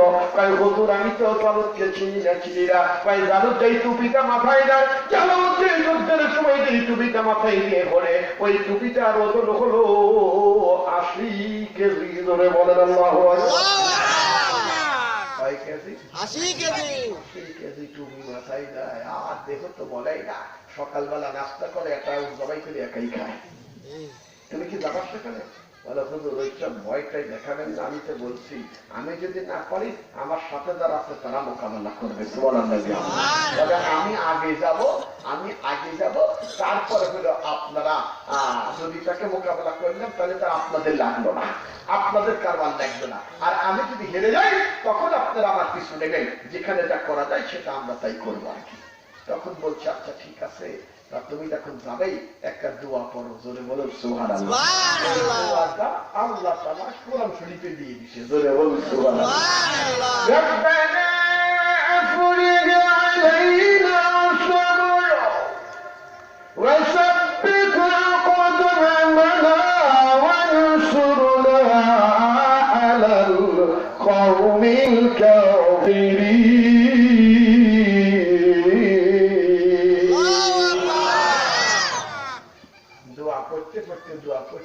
ছোট ছেলে রওনা দিছে আর কি, রওনা দিছে চিন্তা করে আল্লাহ এতবার কাপড়ে মারবো কি দিয়া। নবীকে অনুমতি দিল, দোয়া করতেছে আর যাচ্ছে। অনুমতি যখন দিছে এখন দেখে যে ওই লোকটারে, ওই ছেলেটা একটা পাথর নাম ধরে ডাকতেছে। সুবহানাল্লাহ। পাথরে জিজ্ঞেস করে, পাথরে আমার নাম ধরে ডাকিস কে? অত বড় জালামের মারবি, তোর কাছে তো কিচ্ছু নাই, আমি পাথর আমারে নিয়ে যা, একেবারে আমি ডাইন হাত লক্ষ্য করি, আমি একটা কবজির থেকে হাত উড়াইয়া দেবো। সুবহানাল্লাহ। একটু আগাইয়া যায় আর একটা পাথর তারে ডাকতেছে, এই পাথর দেখে বলতেছে আমারে নিয়ে যা। এক পাথরে কি অতবার জালেম মারা যা, আমারে মারিস তুই বা আমাকে উড়াই নিয়ে যাবো আর কি। এরকম আরেকটু আগাই যায়, এটা কোন শরীরের ভিতর কাছে আসছে সূরা আরেকটু আগায় যা বলতেছে দোস্ত, আরেকটু আগায় বলতেছে আর একটা পাথর বলে এতবার দুশ্মন দুই পাথরে মরবে না রে, দুই হাত গেলে কি আর মানুষ মরে? ওই রক্তক্ষরণ হয়, ভেসে মরবেন না, তার চাইতে ভালো হয় এই পাথরটা নিয়ে গলায় মারি, যাতে মাথা সহ্য উড়ে নিয়ে দেখি পারি। এই যে পাথর নিয়ে যাইয়া দুশ্মনের সামনে দাঁড়াইছে, দেখে টুপি বুঝে আসছে, এ তো সেই জিনিসটাই। তখন বলে বলে তো পরিচয় কি? বলে আমার পরিচয় আমি মুসলমান। কি পরিচয়? আরো জোরে বলে আপনার পরিচয় কি?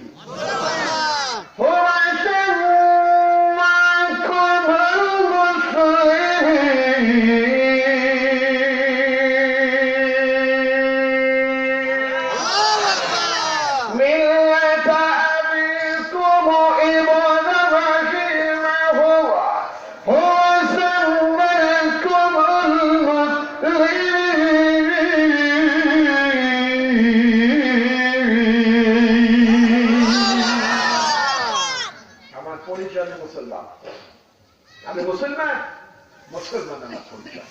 মুসলমান পরিচয় শুনলে কিছু কিছু কাঁপে, ওর বুক কাঁপে, কথা বলে ওর চিন্তা করে ব্যাপারে এই সওয়াল আসলো কি করে এই জায়গাতে, এই ছেলে আসলো কি করে এই জায়গাতে, এই ছেলে তো সাহস বলতো না, কেমন করে আসলো? বন্ধুরে আমার হায়াত এবার জানুন বলে দেখ, বন্ধুরে তুমি আসলে কি করে, কি তোমার বাস্তব ইচ্ছা ভালো করে বলে দাও, বলে দাও, বলে দাও। বলো হুজুর আপনি চিন্তা করবেন না, আমি একটা পাক্কা নিয়ত করে এসেছি, সেই পাক্কা নিয়ত হলো এই জমিনের ভিতর থেকে আপনার মাথার খুলি আমি উড়িয়ে দেব। ছোট মানুষ অত হিসাব নিকাশ করে চলে না, যা থাকে কপালে, কপালে যা থাকে বলি দিলাম। এ বলতেছে আমার যে মারবি কিছু কি অস্ত্র আছে? আমার হায়াত এবার বন্ধুরে খালি হাতে আমি আসি নাই, একেবারে খালি হাতে আমি আসি নাই, খালি হাতে আমি আসি না, আমার ভিতরে একটা অস্ত্র আছে, বাইরে আছে তিনটা। আমার ভিতরের অস্ত্র হলো কালেমা লা ইলাহা ইল্লাল্লাহ মুহাম্মাদুর রাসূলুল্লাহ। আমার পকেটে তিনটা পাথর আছে, এই তিনটা পাথরকে তোমার মারব জানো দিকে বলে বন্ধুরে বস্তুরে শুনে রেখে দাও, বলে রেখে দাও, এই পাথর দিয়ে আমার মতো লোককে মারা যাবে না। আমার যত পাখি আছে বসা, আমার কুকুরের বিড়াল আছে, আমার কুকুর বিড়াল হতো, এই পাথর দিয়ে মারা যাবে না। এই পাথর দিয়ে তুমি আমার মতো মানুষকে মারতে আসতো, সাহস তো মন্দ। এবার মুসলমানের সব বছরের ছেলেটা দেখে বলে বন্ধুরে কেন দোষ করে শুনে রেখে দাও, জেনে রেখে দাও, আমিও জানি ভালো করে, জানি ভালো করে বুঝি, এই পাথর দিয়ে তোমার মতো কাফের মারা যাবে না। আমিও জানি যে এই পাথর দিয়ে বিড়াল মারা যাবে না, কুকুর তোমার দরবারে কুকুর মারা যাবে না, কিন্তু এই পাথরে যে তুমি মারা যাবে, এই পাথরে যে তোমার মৃত্যু হবে, এই পাথরে যে তুমি বিদায় নিয়ে চলে যাবে, এতে বিন্দু মাত্র কোনো সন্দেহ না। পাথর বলতেছে, কথা বলে ঠিক দেবে।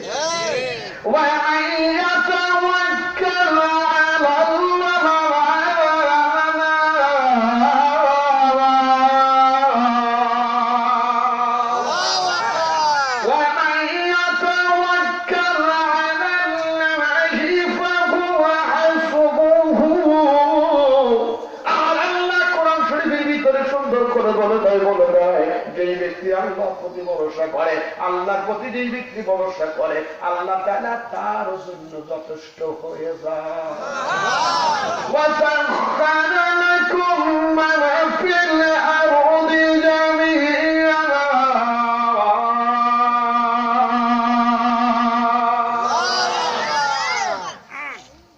আপনি যদি আল্লাহর হয়ে যেতে পারেন, গোটা মাখলুকাত আপনার করা গেছে। সুবহানাল্লাহ, সুবহানাল্লাহ।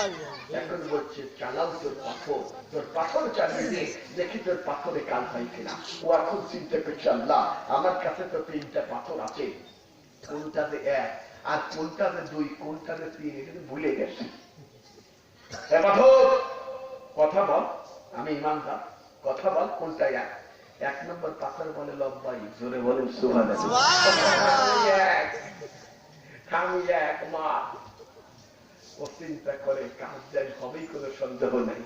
আবাবিলের অতবার বাহিনী মানে আব্রাহাম অতবার বাহিনী, আবাবিল কত ছোট পাখি, কাবা ঘরে এখন উড়ে বেড়ায়। সুবহানাল্লাহ বলে বলে এখনো কাবা ঘরে উড়ে বেড়াচ্ছে, কাবা ঘরে উড়ে বেড়ায়।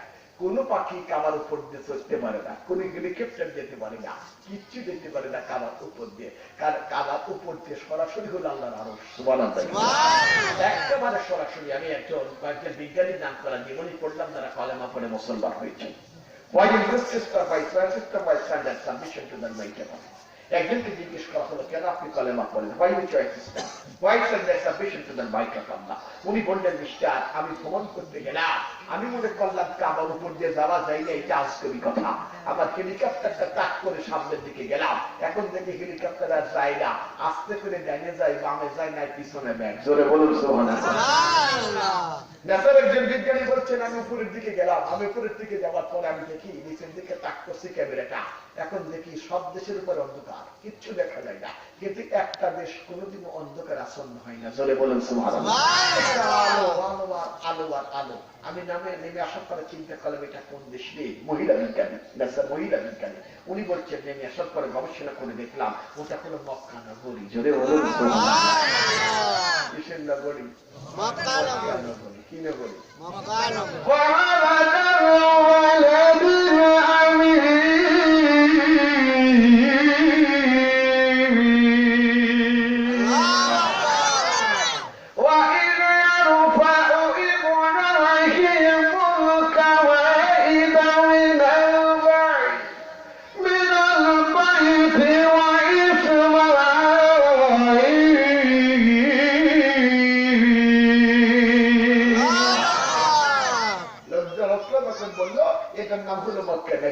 আপনি যে দেশটা দেখলেন যাকে অন্ধকার করে না, শুধু আলো আর আলো, তখন বলছেন, হাই সর্বনাশ, যেই দেশের উপরে কোন অন্ধকার করে না, আলোতে আশ্চর্য হয়ে যায়, আমি কি জন্য অন্ধকারের মধ্যে থাকবো?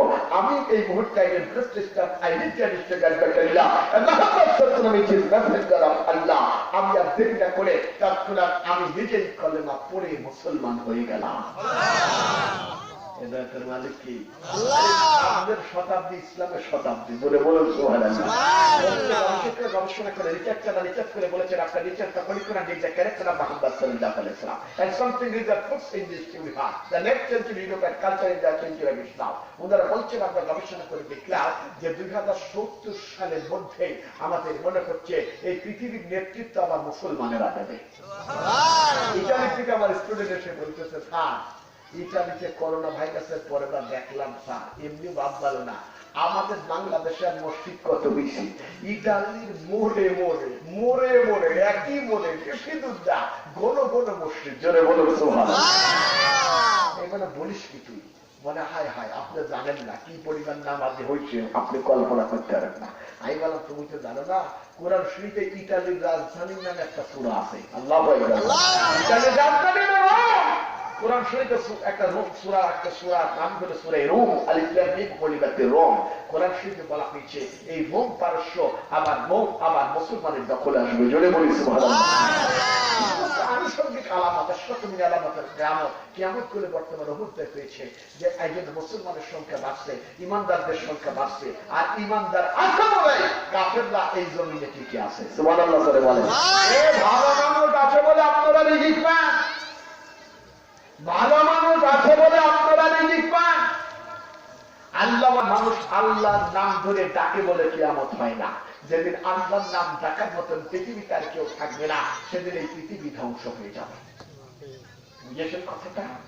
ছোট্ট ছেলেটা তখন বলছে হাই সর্বনাশ, পাথর আমার কথা বলে, মানলাম পাথর দিয়ে, একবারে মারছি হাতের কোপটি আসমানে ওরা শুরু করছে। জোরে বলুন সুবহানাল্লাহ। এই জায়গা থেকে ওরা শুরু করছে, মারলাম আর একটাকে, এই দিকে ওরা শুরু করছে। দ্বিতীয়টা কয় এই উপরে গরমই মারার দেরি করিস না। জোরে বলুন সুবহানাল্লাহ।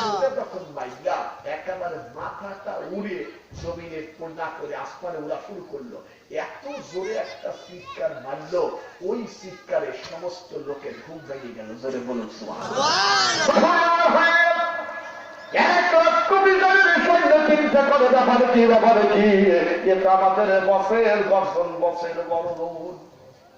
এটা যদি তৈরি করেন 1 লক্ষ বিজয়ের সৈন্য তখন দেখে, লক্ষ্য করে দেখে বসের 2 হাতখানা জমিনের উপরে নাই, আসমানে ওড়ে, মাথাটা আসমানের উপরে ওড়ে, এত জোরে গর্জন হলো। এবারে 1 লক্ষ বিজয়ের সৈন্যের জমিনে না থেকে এক জমিন থেকে পালাইয়া আর জমিনের দিকে চলে গেল।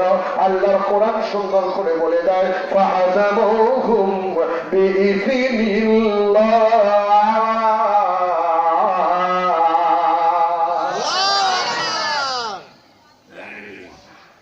ইমাম আযম নোমান বিন সাবিত আবু হানিফা রাহমাতুল্লাহ আলাইহি বলতেছে, বন্ধু শোনো, ও বন্ধু শোনো, 1 নম্বর প্রশ্নের জবাব দিয়ে দিয়েছি, 2 নম্বর প্রশ্নের জবাব আমি দিয়েছি। নাস্তিকরা মনে মনে চিন্তা করে, রে সওয়াল যদি এইভাবে জবাব দেয়, ছাত্র যদি এইভাবে জবাব দেয়, উস্তাদের মায়ের গুলো শেষ রাত্রি, উস্তাদের জবাব নিশ্চিত আরো বেশি কঠিন। জোরে বলেন সুবহানাল্লাহ। হুজুর প্রশ্ন তো 2টা বললেন, আল্লাহর মুক্তি একদিক না সব দিক? এই জোরে বলেন একদিক না সব দিক?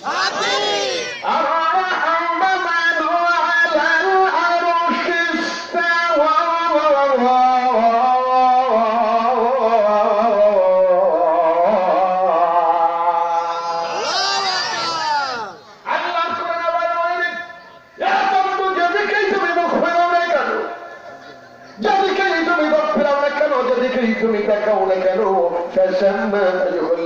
যেদিকেই তুমি মুখ করো তুমি দেখাও, সেই দিকেই হলো তোমার আল্লাহ রব্বুল আলামিনের মুখ।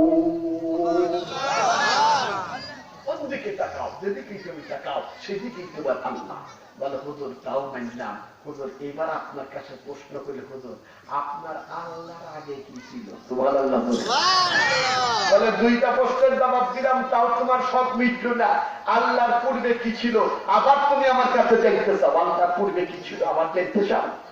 বলে হুজুর একটু বলেন না আল্লাহর পূর্বে কি ছিল, যদি বলেন খুব খুশি হইতাম। বলে 2টা দিলাম, তাও জানতে চাই এরা। তখন উস্তাদ খুশি হয়েছে না বেজা হয়েছে? বলে উস্তাদ জবাব দিব না কি? বলে বাবা রে জবাব তো তুই যা দিলি একারে বাজি মাছ। সুবহানাল্লাহ। এর উপরে আর জবাব হয় না, প্র্যাকটিক্যাল জবাব দিতেই হয়। কোন জিনিস এমনি বললে না, প্র্যাকটিক্যালি দেখাইয়া দিলেন, তখন তো আর না দেখে দেখে একটা জিনিস দেখেছি না আর একটা জিনিস না দেখেছি না, এটি একই খুলে দিলেন।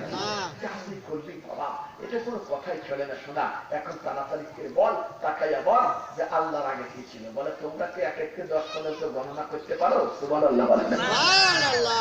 বলে 1 থেকে 10 পর্যন্ত গণনা করতে জানি না, আপাতত যে লেখাপড়া জানি না সেও তো পারে। কি বলেন? তুমি আমাদের অপমান করো কেন? আমরা তো ভালো করেই পারি। আমার মনে হয় পারো না, ভালো করে বলো দেখি। এখন ও পড়াচ্ছে, বড় 1 থেকে 10 পর্যন্ত গণনা করছে সবাই মিলে। এবার বলে 10 থেকে 1 পর্যন্ত গণনা করো, 10 থেকে 1 পর্যন্ত গণনা করো।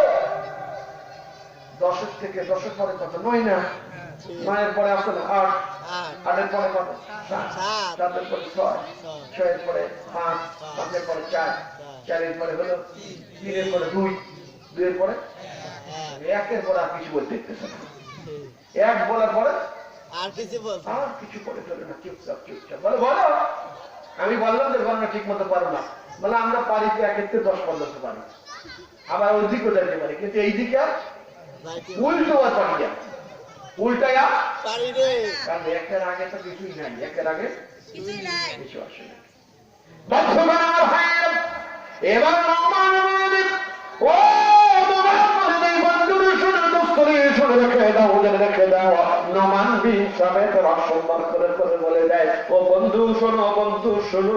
আমার আল্লাহ হলো এক আমার আল্লাহ হলো এক আমার আল্লাহ হলো এক দেখো 1 আগে যেমন কিছু হয় না আমার আল্লাহর আগেও কিছু ছিল না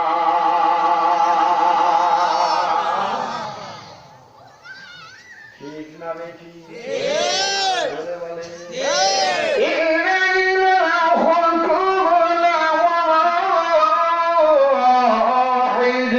বলেন আল্লাহু আকবার রব্বুস সামাওয়াতি ওয়াল আরদি ওয়া মা বাইনাহুমা ওয়া মা বাইনাহুমা রব্বুল মাশারিক জোরে বলুন আল্লাহু আকবার সবাই বলেন কুল হুয়াল্লাহু আহাদ আল্লাহু সামাদ لم يلد ولم يولد ولم يكن له كفوا أحد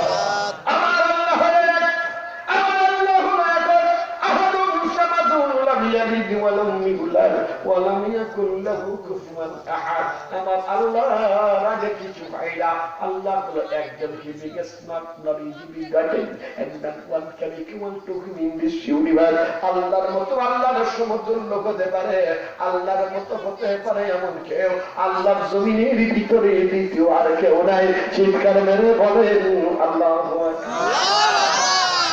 প্রশ্নের জবাব শুনে খুশি না খুশি কি যে বলতেছি ছেলে যা প্রশ্ন জবাব দিচ্ছে খুব সিরিয়াস আচ্ছা বাবা তুমি তো খুব ভালো পড়ো সুবহানাল্লাহ বলে আমি আর তত ভালো পারি না আমার উস্তাদ শিখিয়েছে আল্লাহ রহমত নাজিল করেছে সুবহানাল্লাহ উস্তাদের কার দেখে উস্তাদ বলে আমি যে কবে শিখেছি আমারই তো মনে পড়ে না কিন্তু ছেলেতে বলে দিচ্ছে সুবহানাল্লাহ আলহামদুলিল্লাহ আপনার ছেলের প্রতি রহমত কে নাজিল করছে মাঝে মধ্যে বলে যে কোরআন শরীফ মুখস্থ করে ছেলেরা কি করে ছোটবেলায় কত বড় রচনা মুখস্থ করতেন এখন বলতে পারবেন বলেন বলতে পারবেন নিউজ পেপারের রচনা আমার মনে পড়ে হাইরে মুখস্থ করেছি না আমরা বলার নাই যে পরীক্ষায় আসবে foods of Bangladesh flood in Bangladesh পড়তে পড়তে জ্বালা পালা এখন কিছুই মনে নেই কিন্তু এই ছেলেরা কোরআন শরীফ মুখস্থ করছে আকাশে গোড়া মরার আগ পর্যন্ত বলে না সুবহানাল্লাহ করে বলি কি করে মনে রাখে একটু চিন্তা করছেন একবার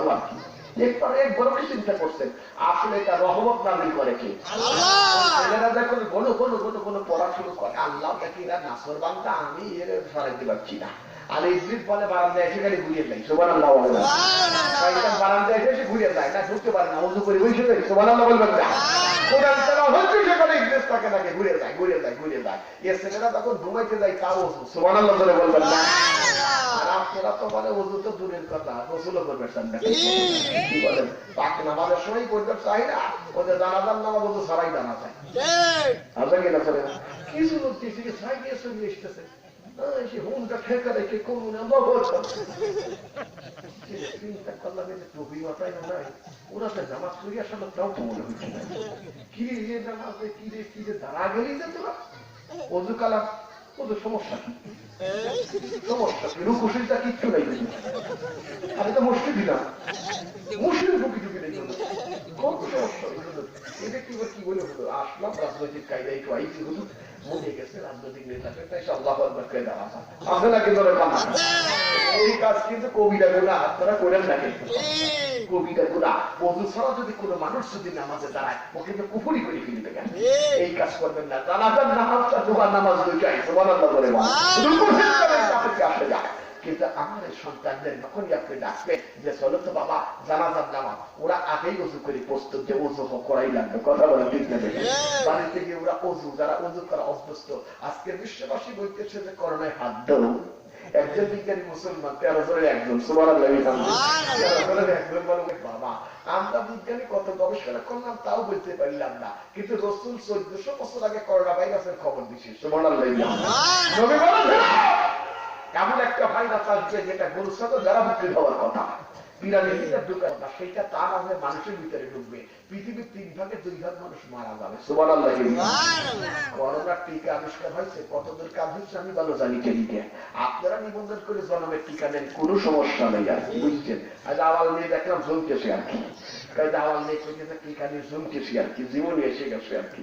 তাই বললাম কি ঠিক আছে, আমারও ওখানে টিকা দেওয়ার কথা। আমি বললাম ঠিক আছে, আমার প্রোগ্রাম আছে, টিকা নিয়ে যদি ঘরে বসে জমি তাহলে আপনারা আবার মাইন্ড করবেন আর কি। টিকা নেবেন আপনারা, লোক সারা মালিক আসলে কি করোনা মানুষ চিনি চিনি ধরতেছে। বাংলাদেশের মৃত্যুর হার সবচেয়ে কম। বাংলাদেশের যত লোক করোনায় মারা গেছে না, তার চাইতে ডবল রোড অ্যাক্সিডেন্টে মারা গেছে, রোডে ক্যাটেগরি মারা গেছে, স্ট্রোক করে মারা গেছে। আমি এখন বলেছি করোনায় কম মারা গেছে, যেগুলো মারা গেছে আরে গরিব মানুষ না, সব বড় লোক, সব সিরিয়াস। পুরা রাবিসে বড় লোক শুনতে এলো গরিব পার্টি আসে। এখানে বসে কথা হচ্ছিল ওরা যে কোরআন হাদিস শুনতে আসে, ওয়াজ শুনতে আসে গরিব মানুষ, গরিব মানুষ, নিম্নবিত্ত, মধ্যবিত্ত মানুষ, এরা কোরআন হাদিসের বক্তা বেশি হয়। সুবহানাল্লাহ। আল্লাহ রাসূল নিজে বলছেন যে আল ইসলাম গরিবান, ইসলাম গরিব হালতে যাইছে, সাজাউদু গরিবান, ইসলাম গরিবদের ভিতরে বেশি ঢুকছে আর কি। বড় লোকরা কোরআন হাদিস মানতে চায় না, অত 5 ওয়াক্ত নামাজ পড়ার টাইম নেই তাদের। কি করে টাকাই পড়বে না, নামাজ পড়বে না। ইটির ভাটা সাইডে কোন ইটির কোন শ্রমিক গেল তার নাই ঠিক আছে, তাই যে ইটির ভাটা 5টা ইটির ভাটা মানে অতটি দোকান, ওই খাতালেই বসবে না, নামাজ পড়বে। নামাজ পড়তে গেলেও ভুল হয়। আমি পড়েছিলাম মনে হয় কোন একটা বলে না সকাল থানবিনা কার জন্য লেখা একটা বইটি পড়েছিলাম এরকম আর কি। মানে ওই একজনের নামাজ পড়তেছে, নামাজ পড়তে হলো 4 রাকাত না 3 রাকাত এই নিয়ে জ্ঞান হয়েছে। এখন বলতেছে যে 4 রাকাত না 3 নামাজ কেন হলো, এখন সবাই বলতেছে 3, কেউ বলে 4। পিছনের একজন বলতেছে ব্যবসায়িক, বড় ব্যবসায়ী, আমার কথা ঠিক বলে। কেন আপনার কথা? তাই আমি যখন হুজুর নামাজে দাঁড়াই আমি তখন হিসাবে দাঁড়াই, তা ওই 4 রাকাত এই হিসাব যদি আমার শেষ হয়ে যায় তাহলে নামাজ 4 রাকাত হয়, কিন্তু যদি হিসাবে গড়বড় হয় তাহলে বোঝা যায় না তা হুজুরের নামাজ 4 রাকাতই হয়েছে, কারণ আমার হিসেব মিলে গেছে। কি করবে নামাজ পড়বে? টাকা পয়সা 3টা মাথায়, কালকে দিনাদা, কালকে কয় লাখ টাকা দিতে হবে, ওষুধের খরিদ টাকা দিতে হবে, লেবার কন্ট্রাক্ট, এই চিন্তাই করবেন না, নামাজ পড়বেন। কিন্তু অনেক জনের শিল্পপতি আছে, আল্লাহ তাআলা তাদেরকে আবার কোরআনের জন্য কবুল করে দিয়েছে। বলেন না কেন? আরো জোরে বলেন না কেন? অনেকটা আল্লাহ কবুল করে দিয়েছে যে না, আল্লাহ আমার টাকা দিচ্ছে, আমি টাকা নিয়ে যাবো না, আমার টাকা আমি আল্লাহর রাস্তায় দান করে দেবো। আছে কিনা বলে আপনারা অনেক লোককে আল্লাহ তাআলা মেহেরবানি দান করেন। সবাইকে সবটারেই মিলানো যাবে না। আল্লাহ ভালো দিছে, আল্লাহ পাক কি দিছে, মন্দ দিছে। 5 ওয়াক্ত তারা নামাজ পড়ে, আলেম ওলামাদের তারা খেদমত করে, ছাত্রদের প্রতি ভালোবাসা দেখায়। এই মানুষগুলোকে আল্লাহ তাআলা আবার দেখবেন জান্নাতে বড় আসলের মালিক করে দেবেন। আবু হাফেজকে বলতেছে হুজুর কষ্ট পাচ্ছেন না, কে পাচ্ছেন না? আর একটু বলি তারপরে এখন বলতে দেখলো বলে কি কি বলবা? তখন বলে হুজুর আল্লাহ রাসূল যে মেরাজে গেছিল কোন পথ দিয়ে গেছিল? সুবহানাল্লাহ। কোন রাস্তা দিয়ে আল্লাহর কাছে ঢুকলো? আমি আসলে বাংলাদেশের যত হাদিসের কিতাবগুলো আমি পড়েছি আর কি, মানে প্রচলিত হাদিসের কিতাব মানে সিয়াসাতটা আমি পড়েছি আলহামদুলিল্লাহ। এর বাইরে আমি কিছু হাদিসের কিতাব দেখেছি আর কি, অনেকগুলো তাফসীর আমার দেখা শুরু হয়েছে আর কি ছোট্ট বেরেন্টে। আসলে এই ঘটনাটা কোথাও লেখা নাই যে কোন দিক দিয়ে ঢুকলো, কি করলো না করলো, যদি খবর হয় যে ওটা ইসলামের আবার তাও না। আবু হানিফার কাছে তখন এই প্রশ্ন করছে, আবু হানিফা তখন বলতেছে হুজুর এই প্রশ্ন কিন্তু ঝামেলা করার প্রশ্ন একটু বাড়ি যাকে দিতে হবে। সুবহানাল্লাহ। বাড়িদার মানে বলতেছে মা, মা মুরগি পাতে বসে না, ভালো বুঝিয়ে রাখতে না, মুরগি পাতে বসে বাচ্চা তুলে না, আপনি দেখবেন যে কয়েকদিনই বাচ্চা খাইতে আমার ভালো মনে চলে গেছে আর কি। হ্যাঁ 21-22 দিনে বাচ্চা তুলে আর কি। 21-22 দিনে বাচ্চা চলে 20-20 দিন দেখছেন ওই ডিমটা আপনি দেখবেন যে ডিমটা বাবা ডিম না, ডিমের ভিতরে সেন্সর শব্দ হয়। ঠিক হ্যাঁ হয় আছে না, আছে না? আছে বাচ্চা কিন্তু ভিতরে শব্দ বাইরে শোনা যায় না। যায় হ্যাঁ আমি নিজে শুনছি এখন। হ্যাঁ আমি আমি আমি তারপরে ওখানে মুরগি এক সময় কি করে, এই বাচ্চাটাকে যখন টুক দেয় দিয়ে তখন ওই কি করে, আর বাচ্চাটা কি হয় বিক্রি হয়। কারণ হচ্ছে বলতেছে যে মারে মতো মাছ আমার একটা ডিম দিবা তো, ওই যে ডিমের ভিতরে তিনশি শব্দ হইতেছে তুমি খালি এরকম আজকে প্রশ্ন কে বাবা ওইখানে করিস কি? আসলে যাদেরকে আল্লাহ পাক বড় আলেম বানাবে হচ্ছে তাদের মেয়েরা আমরা সেইভাবেই দিয়ে পাঠাই দেয়। মানে এখন ডিমটা নিয়ে আসছে, ডিমটা নিয়ে আসার পরে বলতেছে শোনো নাস্তিকরা এই ডিমটাই তো হাতে দাও, হাতে দেখো তো কোন আওয়াজ আছে কিনা, বলে আওয়াজ তো আছে রে, আওয়াজ তো আছে রে কি এর ভিতরে, কয় বাচ্চা মুরগি সুবহানাল্লাহ লেগে। আচ্ছা ঠিক আছে, আছে তো ঠিক আছে, তাজা না মৃত্যু, বলে এখানে তাজা, তাজা আছে ঠিকই আছে সব। আচ্ছা এই এই ডিমের ভিতরে এই বাচ্চাটা ঢুকলো কি করে? সুবহানাল্লাহ বলতেছে এই ডিমের ভিতরে এই খাওয়াটা কোন পথে ঢুকছে, কোন পথে ঢুকলো করে দেখা। ওরা বলে আল্লাহ রে প্রশ্ন করি আমি, আর ওরা যা বলল রে বাচ্চা ঢুকলো কোন দিক দিয়ে, মাথার ভিতরে একবার নিচের করে দিচ্ছে, বাচ্চাটা ঢুকলো কি দিয়ে? 11 বছরের 6 মাসের ছেলের মাথায় ঢুকতেছে, এই বাচ্চাটা ঢুকলো কোন দিক দিয়ে? আগে তোরা যদি বলতে পারিস তাহলে খেলা চলে না। ওরা কয় আমি জানি, আমি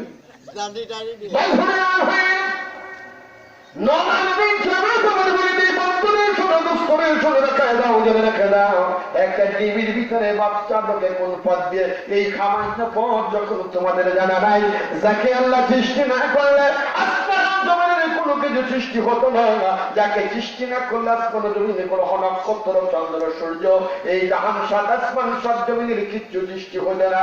যিনি হলো এই যুগের রাহমাতুল্লিল আলামিন, পৃথিবীর যিনি হলো রাহমাতুল্লিল আলামিন, তিনি কোন জায়গা দিয়ে কোন দরজাতে মহান রবের দরবারে গেছে এটা জানা তোদের মুখে মানায় না, মানায় না, মানায় না। জোরে জোরে বলেন সুবহান।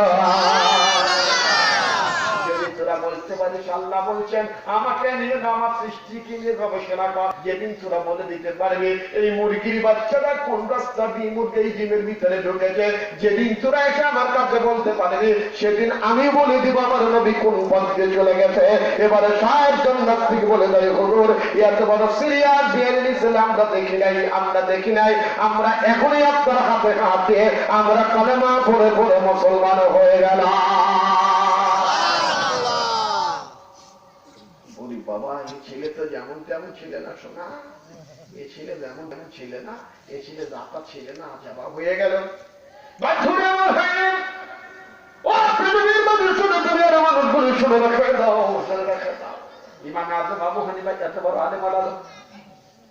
একদিন তার এক মহিলা প্রশ্ন করছে ওদের একজন পুরুষ 4টা বিয়ে করতে পারে কিন্তু একজন নারী 4টা বিয়ে করতে পারে না। আল্লাহু আকবার, আল্লাহু আকবার। এখন তার স্বামী নাসারি বিয়ে হয়েছে, কথা বলে ঠিক না? ওই জন্য খালিটা নাসারি বিয়ে হয়েছে, খালি ক্রিকেটার নাসারির দোষ দিল আপনি, আপনারা করে হারাচ্ছেন। এখন একটা পুরুষ 4টা বিয়ে করতে পারে কিন্তু নারী কেন 4টা বিয়ে করতে পারে? জিজ্ঞেস করছে বলে এবারে কত কঠিন প্রশ্নের জবাব ওস্তাদের আমি দিয়ে দেই। আর এখন তোমার বুঝে বয়স জোরে বলো সুবহানাল্লাহ। লোকের জিজ্ঞাসা করে বল দেখো কোরআন শরীফে আছে তাই পারে না।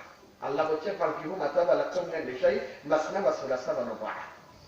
বলে হুজুর কোরআন শরীফে আছে আমরা জানি কিন্তু কেন পারে না তাই বলেন। মাথা ঘুরে গেছে, বাড়িতে চলে এসেছে, বাড়িতে চলে বলতেছে দেখবেন আপনারা বাড়িতে যখন বাপ যখন টেনশনে থাকে, বাপের টেনশন দেখে অন্য কেউ না বললে মেয়ে বেশি বলবে। আপনার কিরকম কিরকম লাগতেছে, বাড়িতে গেলে দেখবেন ওই মেয়েরা আসে আব্বার গাল বলে, মাথা চুলকায়, পিঠ চুলকায়, খাওয়ার না খবর টবর কমই রাখে। কি বলে ঠিক আছে না? কমই রাখে। আগে তো আমরা মেয়েদের একটু কষ্ট বেশি দিই আর এখন তো বড় মাঝখান নিয়ে আসে আগে খাওয়ালে খাওয়ায়, কথা বল না কেন?